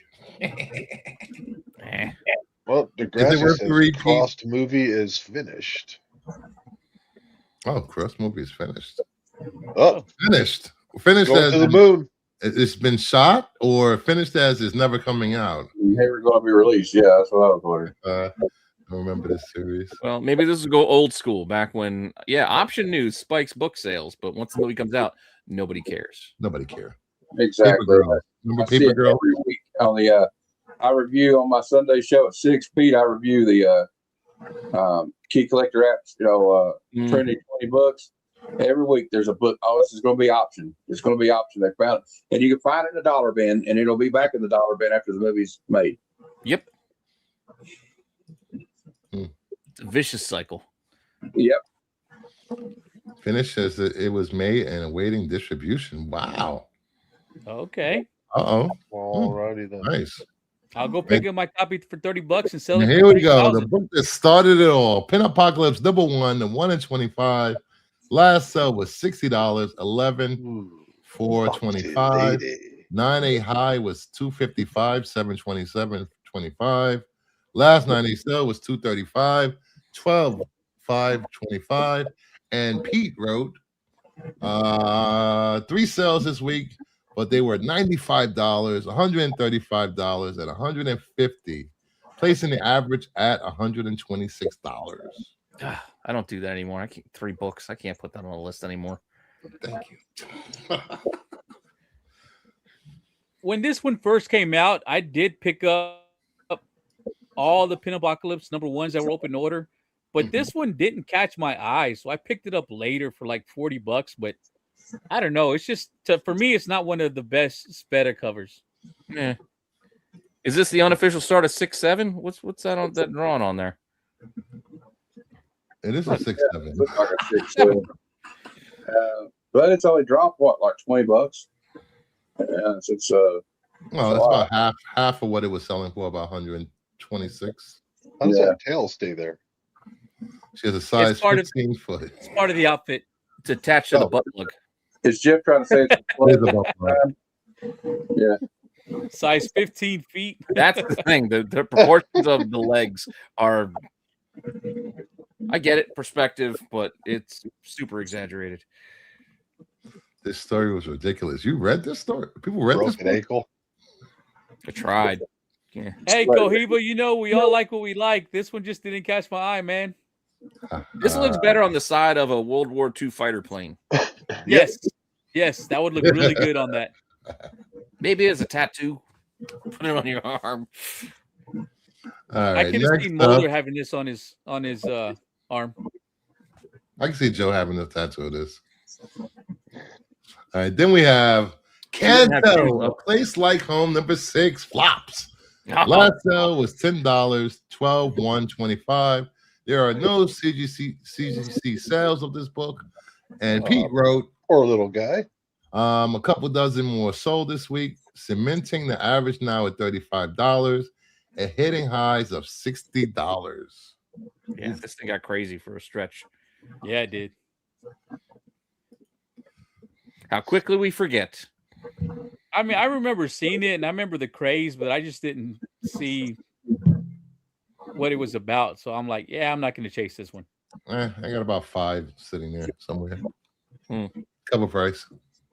Giveaways. What? Hey, double your money. Sell them right now.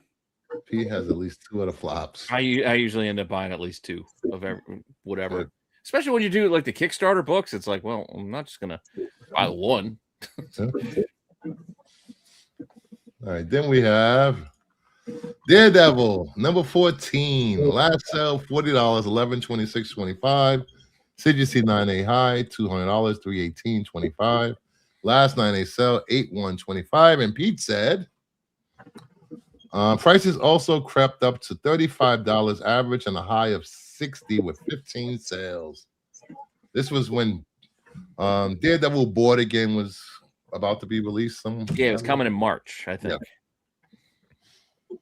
This is one I actually did want, and it's Like that been cover. pretty consistent on its price, so I haven't picked it up.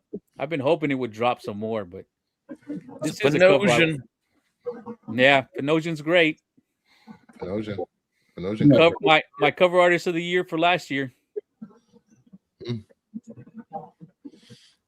All right, and not to be left out, Daredevil 11. Last sale $39, $428.24. No, 25. Sorry about that. 9.8 high was $350, 916.23. Last 9.8 sale was $151, 727.25.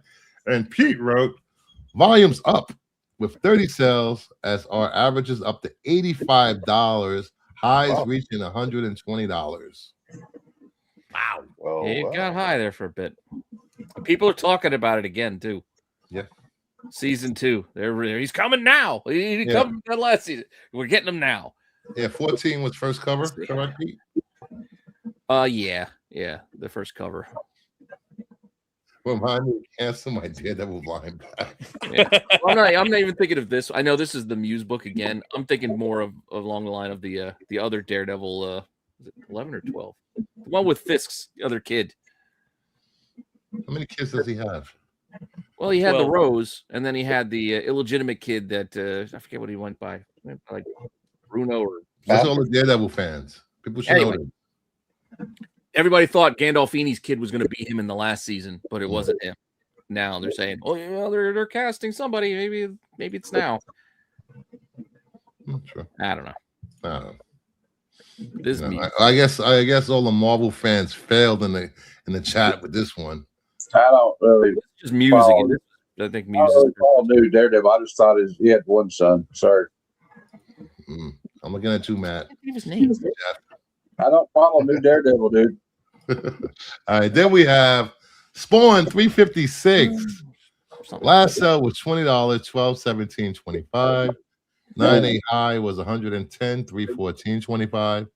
Last sale was $60, 11/6/25. And Pete wrote,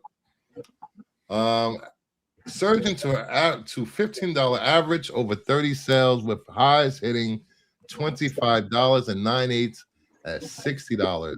So it's about the same. Yeah, I remember that one coming out. Yeah, well, I don't have it. This one, I was surprised. I'm gonna do it later this week, but the top 10 of 2025, this one actually sneaks onto the list because it was on that list a few times. 3 times it made the list. Ooh. Sadie Sink is playing every character. Yep, she's playing everybody. They can't guess. Everybody's tried to guess. It's like every week. There's like, oh, she's going to play. What's her name? May Parker. Oh no, she's going to be Firestar. Oh no, something else. Just can't figure it out. I'm sticking with Starfire. Your entire feed is about Sadie Sink either playing this character or she doesn't hustle to get out of the hole in the Upside Down. This character to look how long it takes for her to go run to that hole to get out of the Upside Down to back and forth. Entire feed. Yeah. She should have been on her skateboard, Pete. She have got out quicker. Yep. It's like, oh look, I've been stuck here for years. There's the way out. So, how are you feeling?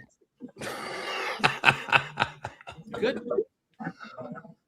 All right, and the number one book of this list, Fantastic Four 28 Rivals cover. Last sale $14, 12/23/25, 9.8 high, 110, 122.25. Last 9.8 sale was $49, 12/22/25. And this made the list because there were 160 plus sales, averaging $20, a high of $25. I like that cover. Yeah, I like it. But it's dropped tremendously. Yeah, well, a lot of talking heads were talking this one up before it came out. How's the 1 in 100 doing? Wasn't there a 1 in 100 on this one? Yeah, Virgin. Yeah. I didn't look at that one. Yeah, I don't think anybody cares. Yeah, nobody cared. I asked. Then they did a foil after a foil, convention foil. I mean, I paid $250 for mine, so I'd like to know if it's still worth it or not. Lies. You got it, FOC. Get out of here. Yeah, I'd be surprised if it's above ratio, whatever the ratio was. I didn't pay ratio for it. I paid under ratio. Yeah, let me look that up real quick. You think he'll be playing Aunt May reincarnated? I wanted to say I paid $65 for it, but I'm a big Jeff the Shark fan, so even if it's below that, I'm all right with it. Yeah, I mean, well, you can't go much lower. Can you? I'm sure you can. Bruce probably can say they're selling for $35. Well, at that point, don't sell. You just keep it. No, I always talk about selling. I've never sold a book. We never sold a book. My 7 EOMs, I'll have them next year whenever there's another list. Was there a 1 in 100 for this book?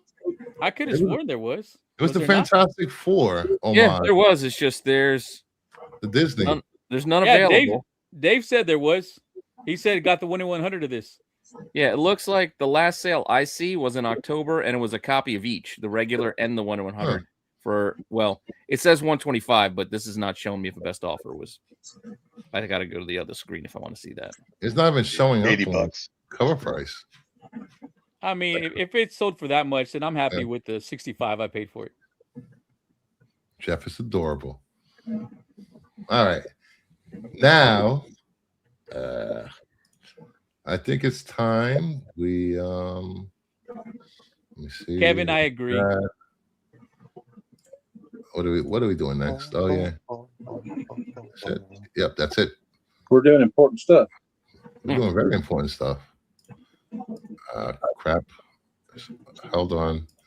Freaking StreamYard is acting up. All right, there we go. Yeah, all right, I made a special intro for this.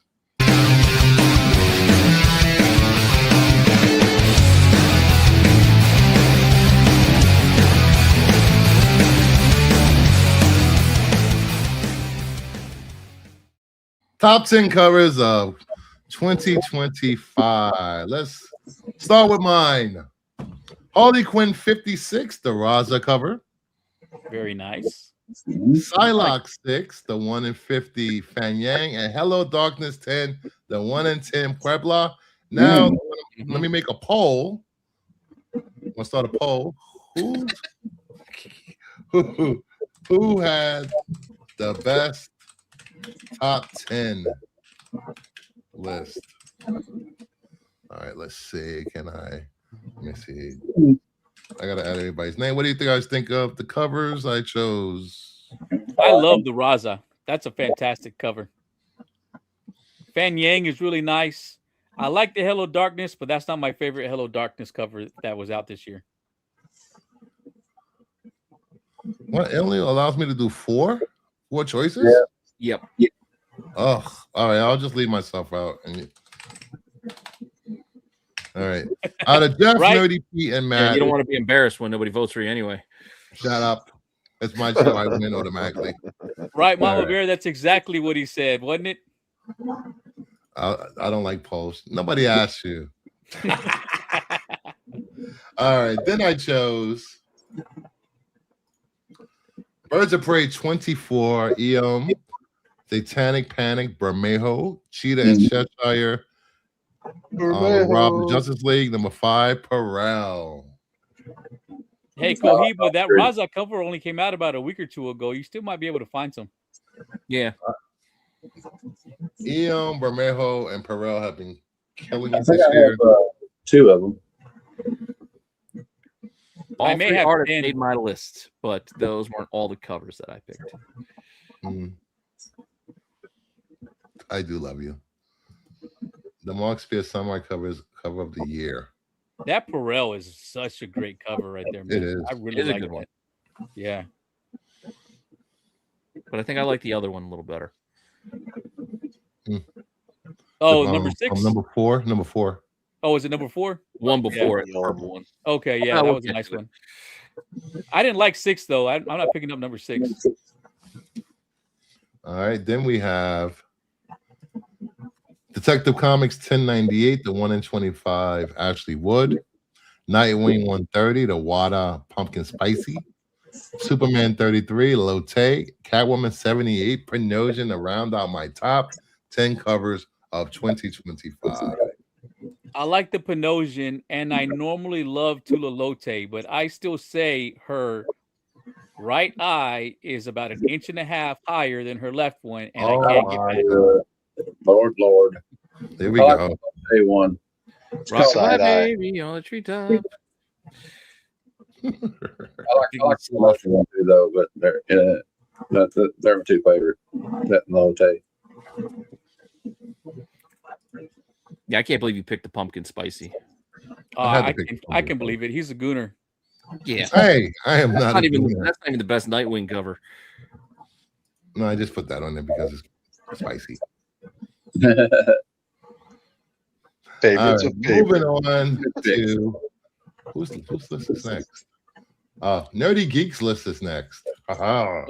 I'm gonna get judged. There you go, Nerdy. What do you got? Okay, so that Red Hulk #6 by Dan Panosian. I love werewolves. I love when they're big and snarling and look just like that. And I am so happy I was able to grab it because I listened to you and Matt when it came out, and I didn't FOC because I'm like, I shouldn't buy ratios. I should cut down. And then that book's been going for 100+ ever since. But I was lucky enough to keep track of it on eBay, and I did pick one up for 45. So I'm happy I did get it. But that's a great cover. Bermejo all year with his Amazing Visions Spider-Man variants have been great. I love that Green Goblin right there. I love you see Spidey with his web shooter. And then to me, this was probably the best fed up for the 1 in 25 Pin-Apocalypse covers. So those are the 3 picks and why I have them on here. Nice. Fair. What? Why no vote Crucifer? Because it limits you to only 4 spots on the list. And he But was if you scared. want me to win for best coverage, you can always type my name in the live chat. He was There scared. you go. I do the Type giveaway. his name Just in the remember chat. that. All right, then we have what do you got How's next? anybody voting yet anyway? You didn't go through all the lists. Oh yeah. After they see all the picks. So this Something's Killing the Children by Ito. I'm a big fan of Ito. I love Something's Killing the Children. I don't know if this was a web store exclusive or a con. I actually missed it. So that's one I'm actively hunting because Ito is really hard to get, especially if it's a ratio. You're going to be paying well over $100 for an Ito ratio because those things go for crazy money. I just love his art style, so I picked it. All along the Watchtower, I love Lucho Parillo's artwork, and I love how normally we only see the questions blank face, but I love how he shows us Renee Montoya, and he did an amazing job on her face, but we still have the other half covered. I love that. And then Talavera is one of my favorite artists out there. And the same thing is with the Parillo. His faces are so great. I love how he does faces. Like the rest of the Baroness is fine. The background is fine. To me, it's the way he does the faces look really fantastic. So that's why I got these. Nice. Can't argue with that. All right, then we have what do you got next? So, of course, I'm going to have the Raza Harley in here because I just love that cover. Raza's artwork this year was really good. As you can see, the Jim Henson right there. That one, when I first showed my wife, she thought that was a photo. And I'm like, no, that's an artist's actual artwork. Great, rendition of David Bowie as the Goblin King right there. Yeah, I love And it. again, here we go with Talavera with the beautiful absolute Catwoman. Our Brazilian absolute Catwoman looks amazing. And my top cover for this year was Suspiria, Something's Killing the Children.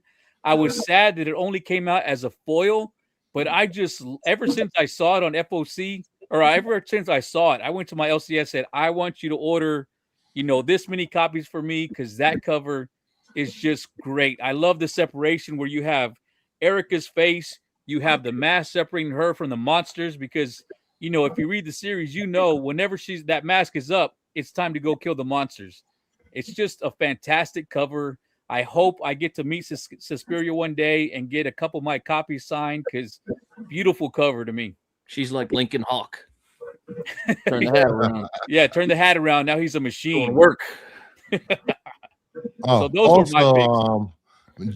Joe submit his picks. We'll get to Joe's picks later, but you can vote for me or Joe in the chat if you don't like anybody else's picks. Wink, wink. All right. Who we have next up? We have Pete. What do you got? Going down. I think I went reverse order, 10 down to 1 for my favorites. I lean this list more towards the artists, and I picked my favorite cover out of the group, but it's also based off of the strength of their entire showing for the year. So Fan Yang had a number of good covers, but this wasn't my favorite of the incentives. I like this X23. I shared Bruce's love of the Rebecca Pueblo 1 in 10 here. Something about the skulls and it unencumbered with trade dress or anything. It was just nice as a virgin. Ghost Pepper's been a fun series for me in that kind of Joe Mad anime kind of style, and I like the Ito cover on this one. Tough to come by with this 1 in 50. Got a little pricey there for a bit, but I just like the cover. That Ito is fantastic, man. That's another one that there's a lot of good covers that Ito did. Those Yuletides were all good. But that Ito, like 250 to 300 raw, easy. Yeah. Too much. But it's still nice. We can still appreciate it for what it is. Yep. Yeah. Then we have there you go. So then moving there, I also like the Suspiria quite a bit. Ben Oliver is also another one that I think we talked about a little earlier. That's Oliver. There is a trade dress version, but I figured since we're just shooting at it, might as well shoot with the 1 in 100 and get rid of the New Avengers trade dress off of it. And then like I said, I like the purple, the Perel, the first one of those that he did that and that Cheetah Cheshire run. Yeah. So the next one was good too. I do like the pink one, but the purple one, it hit first. So it's the one that sticks with me a little bit more in the head. Nice. I really like when they do purples on covers. It looks so good. Yeah. I mean, even with the Oliver, you still get the same tones. I like it. All right. Then we have. And then, yes, Talavera is one of my favorites. I've hemmed and hawed over this or the MJ one. The MJ cover with her just walking down the street just in plain clothes. But like I said, I just went for more of the artist, and I just went with my gut and went with the Jean Grey. Eom, apart from the one everybody chased this past week, there have been a number of good covers throughout on some Poison Ivy books, on some of the Birds of Prey books. I picked the same one as Bruce because it was my favorite of the batch, I think. And then Panosian, I had a hard time. There was a lot of good of the Catwoman run and a lot of good books everywhere else. That's a good Panosian. I am a big fan. My favorites, but I did have them at number 2 this year because Lee Bermejo just killed it on those EC horror books, the Spider-Man books, just so many good covers. I had Bermejo this year as my favorite cover artist overall, and this Cruel Universe being one of my favorites. Nice. Yeah, nice. Bermejo, he was in my top. He was my top 5. He's tied with Barrio for 2 or 3. I don't. Both of them are interchangeable, but yeah, Bermejo was right there. Yeah, I had to leave Perio off my list, and Nakayama, and who else was close that I just had to edge off? All the legends, I just couldn't fit them all in. There's so many good. DeCall. You did what? In here. A lot of good stuff this year. A lot of good stuff. All right, now we move on to Heroes for Hire, aka Big Poppy. He's gonna kill me because I forgot to switch out one of his covers. No, you can bring it up. I got it right here. I'll show it. You can bring it up. Well, here. Okay, we'll just start with this one. I'll get it out. Hold on, I gotta find it. It's in a. This one's in a. I got this at Heroes Con. It's a Heroes Con exclusive. I got that. Of course you do. Yeah, 24. And I got it signed. I looked up and got one because they were going fast. Somebody said, "Hey, you got to get this cherry over here." She looks like Sabrina Carpenter a little bit too. Flame. So yeah, I'm going to get this graded. But yeah, that's the one. That's the one I picked. All right. I changed my mind last And minute. here's your list. What do you got here? Hey, We got Joffrey. Prison Corpses #1, Jenny Prison. I really like this cover. I'm hoping she's a Heroes Con because this is definitely going to get signed. And this is probably the most popular character in that series right now, at least on the cover. Yeah. Yes, by far. And, as a nerdy geek, and you guys know, and Jeff knows, I like these hidden gem variants that Marvel's are putting out. This is the Punisher Red Band 1 in 50 hidden gem Mike Zeck variant. Mike Zeck is probably one of my favorite artists of all time. So that's why I picked that. And then I can't remember if this was John Romita. Yep. This is for Captain America issue 1 in 50 hidden gem variant. It's a John Romita. It's a take on John Romita's art for the Mighty Marvel Bicentennial calendar. It came out in 1976, and it's a very patriotic cover. You got you got Hulk and Spider-Man and Cap there, and I don't know. I just love it. I got a lot of nostalgia for that. I was born in 1976, so I picked that. All right. I hear you. Oh, The bastard. question is, why couldn't they wait? Why couldn't Marvel just wait till 2026? Why did they have to jump the gun and do these a couple of months early? Because they're Marvel. Yes, Meyer. Yes, Marvel Meyer. got no patience, like my son. All right, then you have. You want to take that Spears out, I believe. Yeah, just ignore that one because I was like, that other one's better. So we got Amazing Spider-Man #9 is a J. Scott Campbell variant. I mean, I don't think I have to really explain much about this one. It's Mary Jane Watson. I love Mary Jane.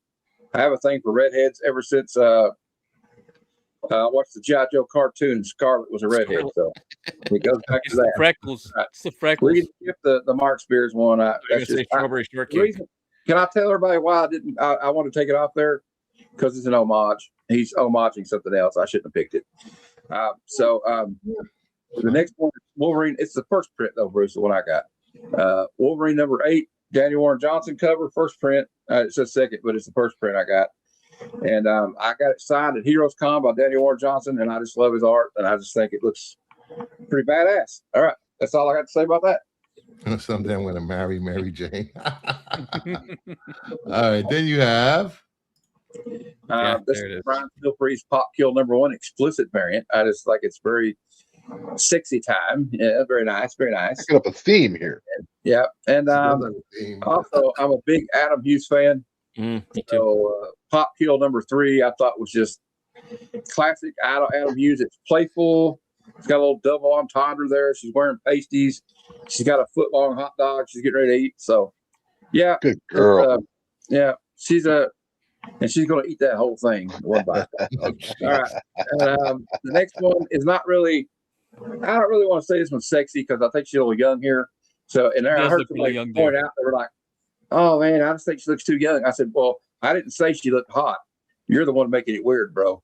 I just think she looks pretty. I think she looks cute. I love Lozano. It's Disney princess style. Yeah, Disney princess style. Alexander Lozano. That's a good way to I describe that. think he's been kicking ass this year. He is. Me and Nerdy have debated this whether he's Artist of the Year or Ivan Talavera. At this point, I think it's a tie. And lastly, we got Ultimate Spider-Man 17, the 1 in 100, Ivan Talavera, Mary Jane walking down the street, sipping on a iced coffee. What's not to love? Sing and do what did. Nerdy, you mentioned this. You mentioned this in your video the other day when you were talking about Talavera. The eyes are amazing. It's almost like they're looking at you. Yeah. Talavera does great work with the eyes and the faces. And I did have this as one of my top covers of the year. It wasn't in my top 10, but man, just the fact that everybody wanted this cover and it's not an over-sexualized cover. She's literally wearing regular clothes, walking down the street, and yet everybody loved this cover. That just shows you how great Talavera did. Yeah. And it shows that she could be a beautiful woman and she doesn't have to have no clothes. Everything hanging out. They did like a run of these. Like I think Perel did one where she's like at a booth on one of the next issues after that. Yes. Was also really good. Yes. Yeah, that was a good one too.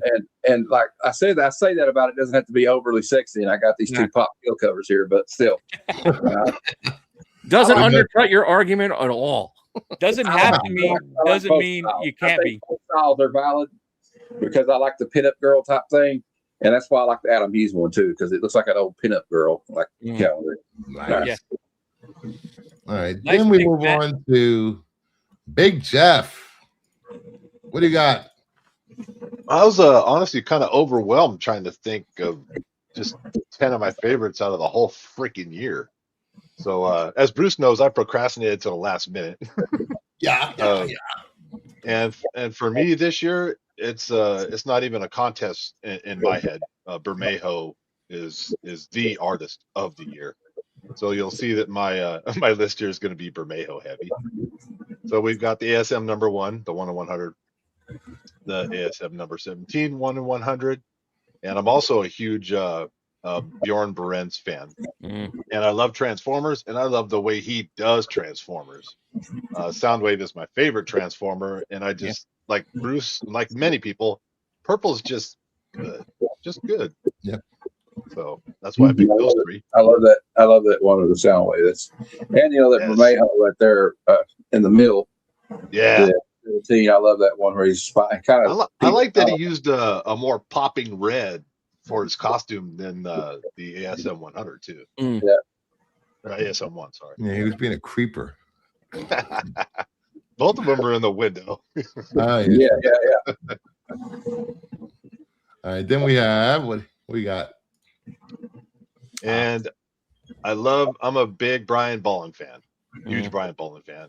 So I know that there was a bunch of covers for that absolute title, but this is the one I loved, and this is probably where I lose a lot of people. I'm a huge Steve McNiven fan, and I love that. I love what he did to Daredevil, and I love this series is Daredevil Cold Day in Hell. It was a lot of people like, oh, it's just geriatric Daredevil and Punisher going at it or whatever they say. Review of it? Yeah, I think you said it on one of our shows on this show or something. I don't care. But to me, I'm a huge Frank Miller fan, and I see a little Frankie in there. So I love that cover. Yeah, it's a polished Frank Miller. It's a modernized Miller. Yes. I'm with you. I like McNiven too. Listen, my eyes still hurt from last night SNS having a look at Frank Miller. This I didn't just do this because hey, everybody support C3. I actually love this Hulk. This Hulk is fucking gorgeous, and it's got a purple ribbon in it. So, what exactly is this, Jeff? For people that do not know what this is.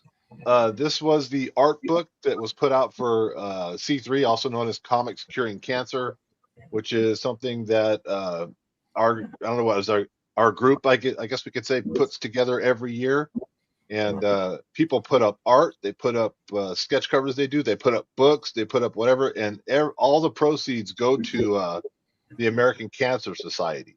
And every year they put out a art book, and this is 2025's art book. So it's not a story, it's not anything like that. Inside is a bunch of artwork from different people that was submitted. And shout out to Rob Fatstacks for. Yeah, shout out to a lot of people. Well, he's mainly the one. I'm wrong. I think it's David Sanchez. I think maybe that did this cover. I think it was David Sanchez. That's the artist's name. But that's a damn good Hulk, I think. It is. All right, then we have, and also a GI Joe head, as Matt, everybody here knows. I love this Cobra Commander. It's a 616 cover, and again, it's Berens, and I just love that shiny silver mask, and he's holding a flaming skull, and I fell in love with it. I bought the usually the 616 guys, they do a set of 2. And I chose this one. It's the foily looking one. And shiny, I think you'll probably recognize that Zek cover. Matt had that on his as well. And also the last 2 are from a guy called Surtur.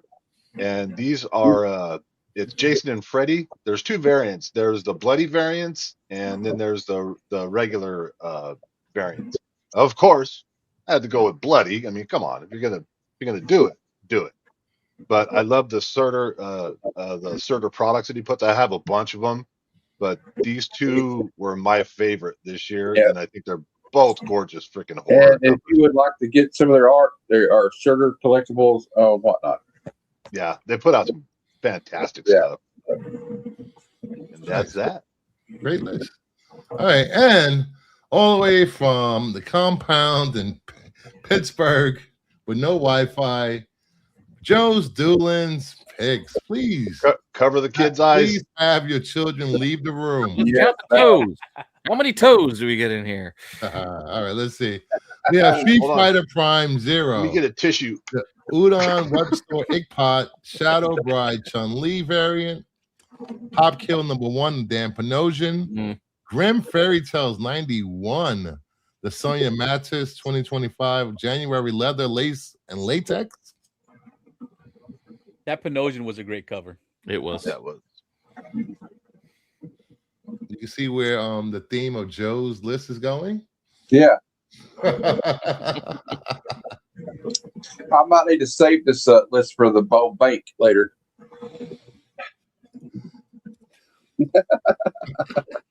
Oh, gee. Inkpot. Ooh, Inkpot. All right, then he chose Blam and Glam #11, the Bang Bez yellow variant, Cherry 24, the Sosa Micah subscription series variant, Marcy Sparks Daddy Issues #1, the Herrera. variant. Nice. I Yeah, like that how Daddy Herrera, I issues. have that one. I can't believe we got 2 Cherry 24s in here today.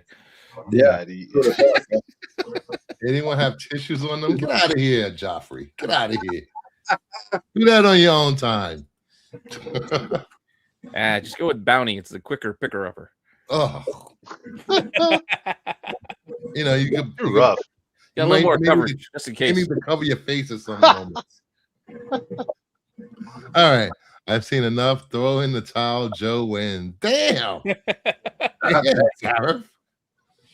All right. Then we have Play to the cheap seats. Pin Apocalypse. Yup, he did. #1, the 1 in It's that tail 25. again. Tina, Virgin. Right. I forgot about that flop. Something's Killing the Children 43. The Suspiria. Palace of the Golden Princess #1. Harbin. Hello Halloween #1. The Direct Reserve Flops. Glow in the Dark Virgin variant. Yeah, that That flop cover is was a awesome. good cover.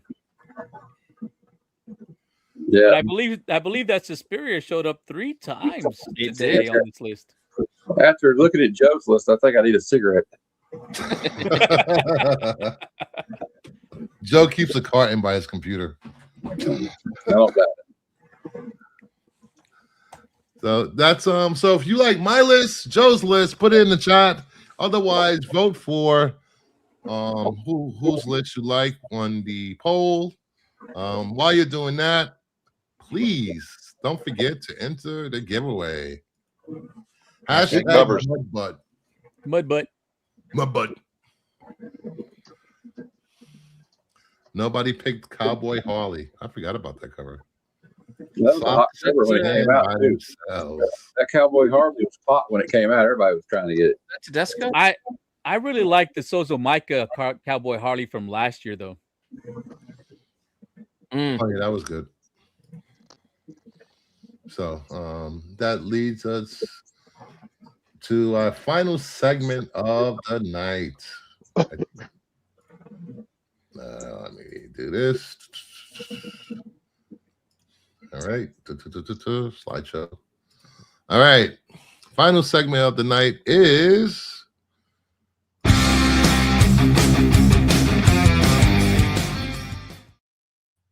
Heretic auction sales of Golden Age slabs. Heretics? No art term. Heritage. Oh, okay. Sorry. Blasphemer!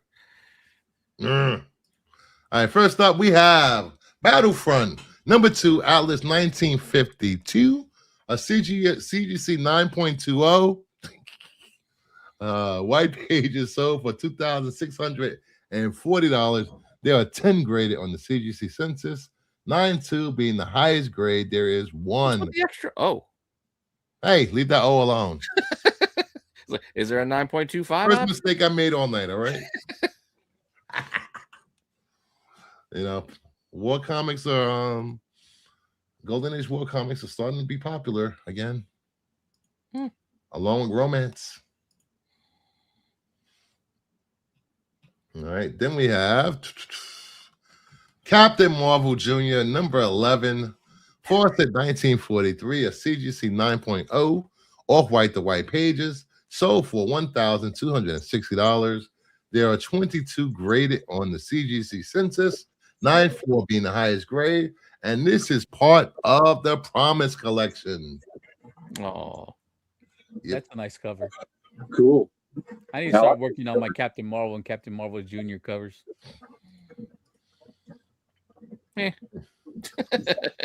I'm not starting something like that. It's a lot. All right, then I'll just stick with Mary Marvel.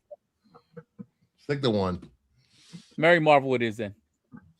All right, then we have All Winners, number 11, Timely 1944, a CGC 2.0, cream to off-white pages, sold for $1,440. Apart from the deep water stains at the top.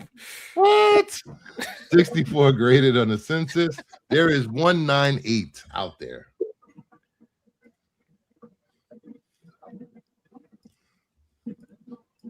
So, pick up your Golden Age cheap. You're all winners.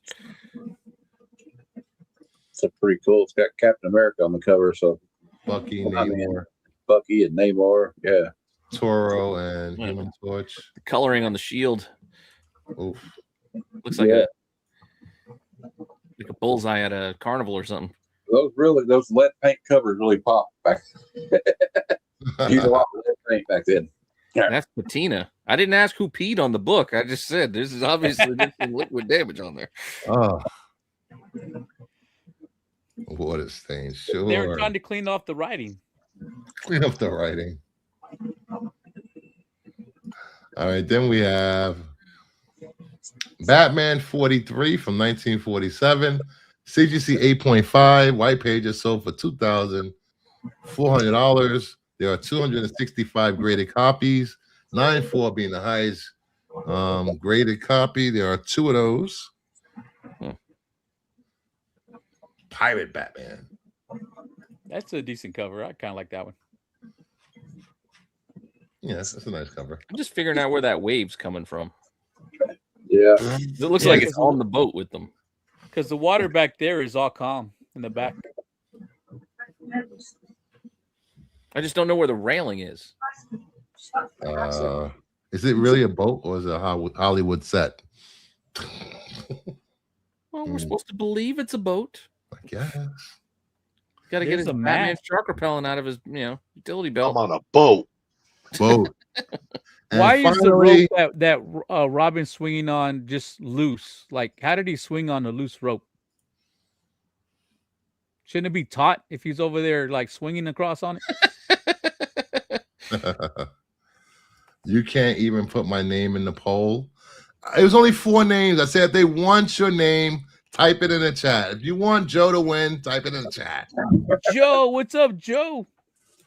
It's only limited to 4. Here, Joe. I'll put your name in the chat. I'm voting for Joe. Yeah, Talladega. The dagger cover was nice. I voted for Joe. I just put that in there because Kevin had put something in there for the chat. And finally, Captain America Comics 70, Timely 1949, CGC 6.0, cream to off-white pages, sold for $1,800. There are 51 copies on the census. 9.0 being the highest grade. There are 2. I don't know. This kind of weird cover to me. Yeah. It's not the most heroic Captain America we've seen. Looks like he's running from insects that he found in his. Having a bad acid trip. Looks like he's running out of super soldier serum too. And that is it. We're going to the giveaway. Oh, we have 19 in the giveaway. This is the last giveaway. Somebody else put hashtag Mudbutt in there. Yeah, there's 33 people watching. Hey, don't forget to vote. Don't forget to vote in the chat. I didn't see one Bruce. Bruce got to get 1 vote. Come on. No, he doesn't. That's why he didn't put himself in the poll, because he knew he wasn't going to get a vote. This way he's just going to say, oh, people forgot. They forgot. Yeah, it's fine. I took myself out of the competition. I didn't want to blow everybody away. There it goes. That got to 20. We got 20. I'll give it another 2 seconds. Anything you guys want to shout out? Actually, while we're doing that, Pete, tell people what you There do we at go. Bruce got a Renovision, vote. what shows you have, and what goes on over there. I'll be right back. Oh, what shows I have? Well, I was going to film the Wednesday watch list tonight because it's actually a short week, being the 31st, and there's not a lot coming out this Wednesday. So I was going to bang that out, but I forgot I told Bruce I'd come on tonight because Joe was going to be out. So I'll have to record that tomorrow. But it is a bit of a light week, but there's still some interesting books coming out. So I do a watch list on Monday, giving you a heads up for stuff coming out on New Comic Wednesday. I try to get on to Tack on Wednesdays, but Bruce has been filling in for me the last month or two because I've needed a break. A Hot 10 every Friday, and I squeeze in other shows where I can fit them, usually on Thursdays or Saturdays, like Dollar Bin Digging, some Sneaky Keys, books that are worth more than I think you could find when you go out there digging. Like, that's the kind of thing I love covering because it's what I do. Like, when I go out digging, it's the books I'm looking for. And just to remind other people that there might be comics that if you just look, they might still be there. They're not the popular book. They may not be the hot book, but they might be worth a few bucks if you know what you're looking for. That kind of thing. Cool. Yeah, I like whenever you do those. I'm like, ooh, I need to start looking for some of those. Yeah, I've got lists. I got spreadsheets. Like, I'm always ready to do another show. I just got to find the time. Dynamite Sonic ratios. Dynamite. Oh, those things are like hit and miss. Mm-hmm. Well, Yeah, some are $5, some are 160. Exactly, and I don't know the rhyme nor reason of the why. And then a lot of the 1-in-7s are the ones that are the crazy ones. Yeah, but those are always I love IDW 1-in-10s. IDW 1-in-10s are one of my favorite things to go and dig for because you can often find them just mixed in with the regular books. You'd be like, oh, subcover. Oh, look, there's an RI. I'm going after all the old IDW Transformer stuff, the Optimus Prime, Revolution, all that stuff. Mm-hmm. Oh, and I dropped my top covers of the year. It's a long video, as Bruce and everyone said. So you can see everything I put on there, and you'll see who my top 5 artists of the year are. So go check that out if you're interested. Yeah, I got tomorrow. Me and Jeff are recording our 3rd retro comic review, and we'll be reviewing G.I. Joe issue 3 from the G.I. Joe or the Marvel run. And we got some more stuff coming up, and then I don't have anything else except Wednesday. We're doing a New Year's Eve show at 9:00. I'm gonna be drinking. I'm gonna be drinking on that street. Drinking. We're gonna be drinking. I won't be drinking I much. watch Stranger Things. Right. Yay, Stranger Things. Still haven't watched it. I need to. I've been watching Fallout. Ready for the last episode. Bruce, I'll tell you, you got to give me like a week or two for shipping, but I do got things that I would like to show as far as pickups go because with Christmas givings, I ended up buying a version 2 Snake Eyes. Ooh. You know, not the OG one, but the original, but the version 2 with Timber, like a complete set for that, and a G1 Soundwave. Which Jeff was talking about. Now you're talking my language. But finally pulled the trigger on a nice. You want to come back in 2 weeks? Yeah, hopefully I get them by then. Is it the one with the rub signal or not signal, but the little logo, the little Decepticon logo. Yeah, I don't know if it is one of those ones or not. Now I'm thinking about it. I do know it comes with Buzzsaw. I think it's just Buzzsaw that's coming with it. I just ordered a couple of Raptor. classifieds from Hasbro Pulse and that Wolverine figure, the Marvel Legends figure where he's got his World War II uniform on. Oh yeah. Oh, I did get another gift from Justin. You guys know he gave me a Christmas Eve. He gave me Witching Hour #1 and an 8.0. He got me this Batman 429 newsstand 9.6. Oh, right on. I love this cover. I love that cover. I love it. I like all 4 of them, but that one I think is probably the best. Show everybody the statue I got for Christmas. Sure. Yeah. I'll be right back. And while you're doing that, says he had the best top 10 list. all right, and the poll. Let's go with 20 votes. Only 20 votes. Out of everybody, 20 votes. They didn't want to show favoritism. Jeff got 15%. Matt got 15%. Pete got 30%, and Nerdy Geek got 40% of the vote. Oh, yes. Hey. Okay. Thank you. Let me get the computer situated again. Also, you can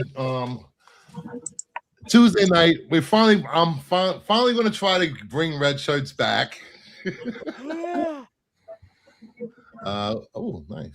Next year we got to put more DC It's got covers a in wire there. cape, so you can like stretch it out. And the base is like the I guess the fortress, but it's got the Superman logo on it. Nice. Nice. Like him. I like it. Nice. Thursday, DCU on the Hunt returns. It's been 2 or 3 weeks without me shooting one. We'll finish that. I don't know how many more episodes there will be of that because I'm pretty much almost finished with the list of DCU logos. So that's going to be Congratulations. And then Friday, come back for Jeopardy. Jeopardy returns to the channel. Super What Croc. are we doing, Matt? What are we doing? Cohiba was like super bulge. I was like, yeah, he's got a bulge. So since there. it's going to be the new year for Counteracting? It's just Yeah, I had to counteract a little bit. horrible. So since Where's it's the the new year, spicy cover? We need it back. we're gonna have a We're fresh, go the other way. we're gonna have a fresh panel of new contestants for Jeopardy. See how that goes. I don't know who's gonna be on the show. I don't think I'll be on the show next Friday. I'm going to be up in Lubbock with my family watching the Red Raiders hopefully beat Oregon. I know 2 people in Lubbock. I have a whole bunch of family up in Lubbock. Really?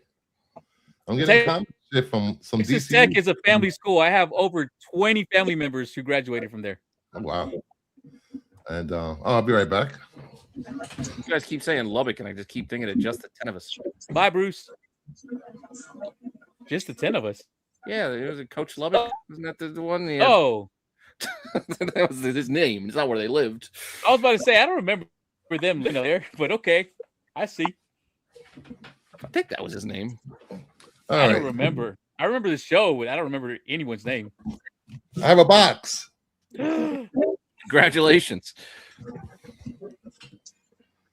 Oh, nice, Austin.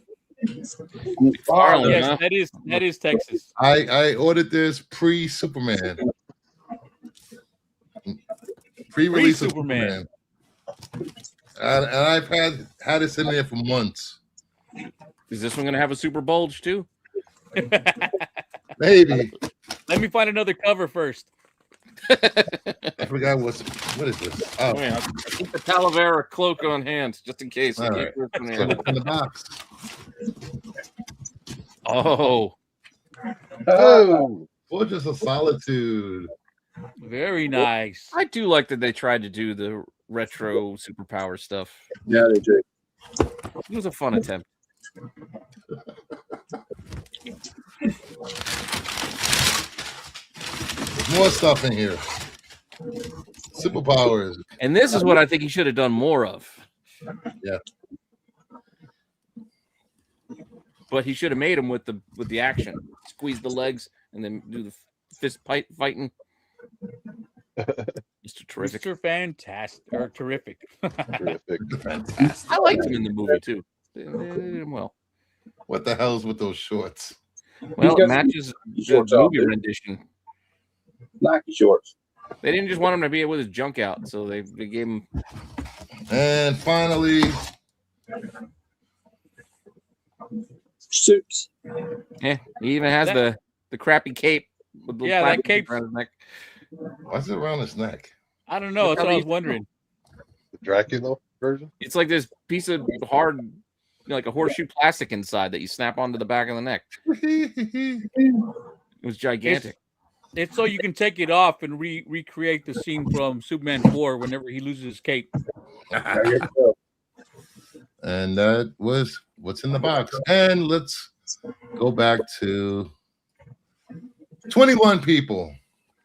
There we go. All right, let's run this bad boy.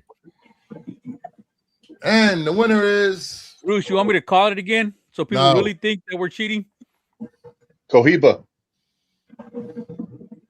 Boggs.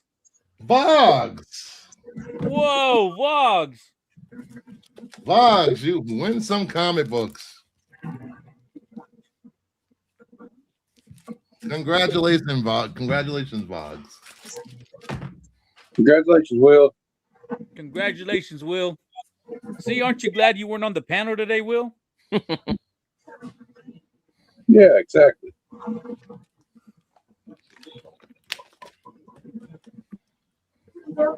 What I win? Comic books.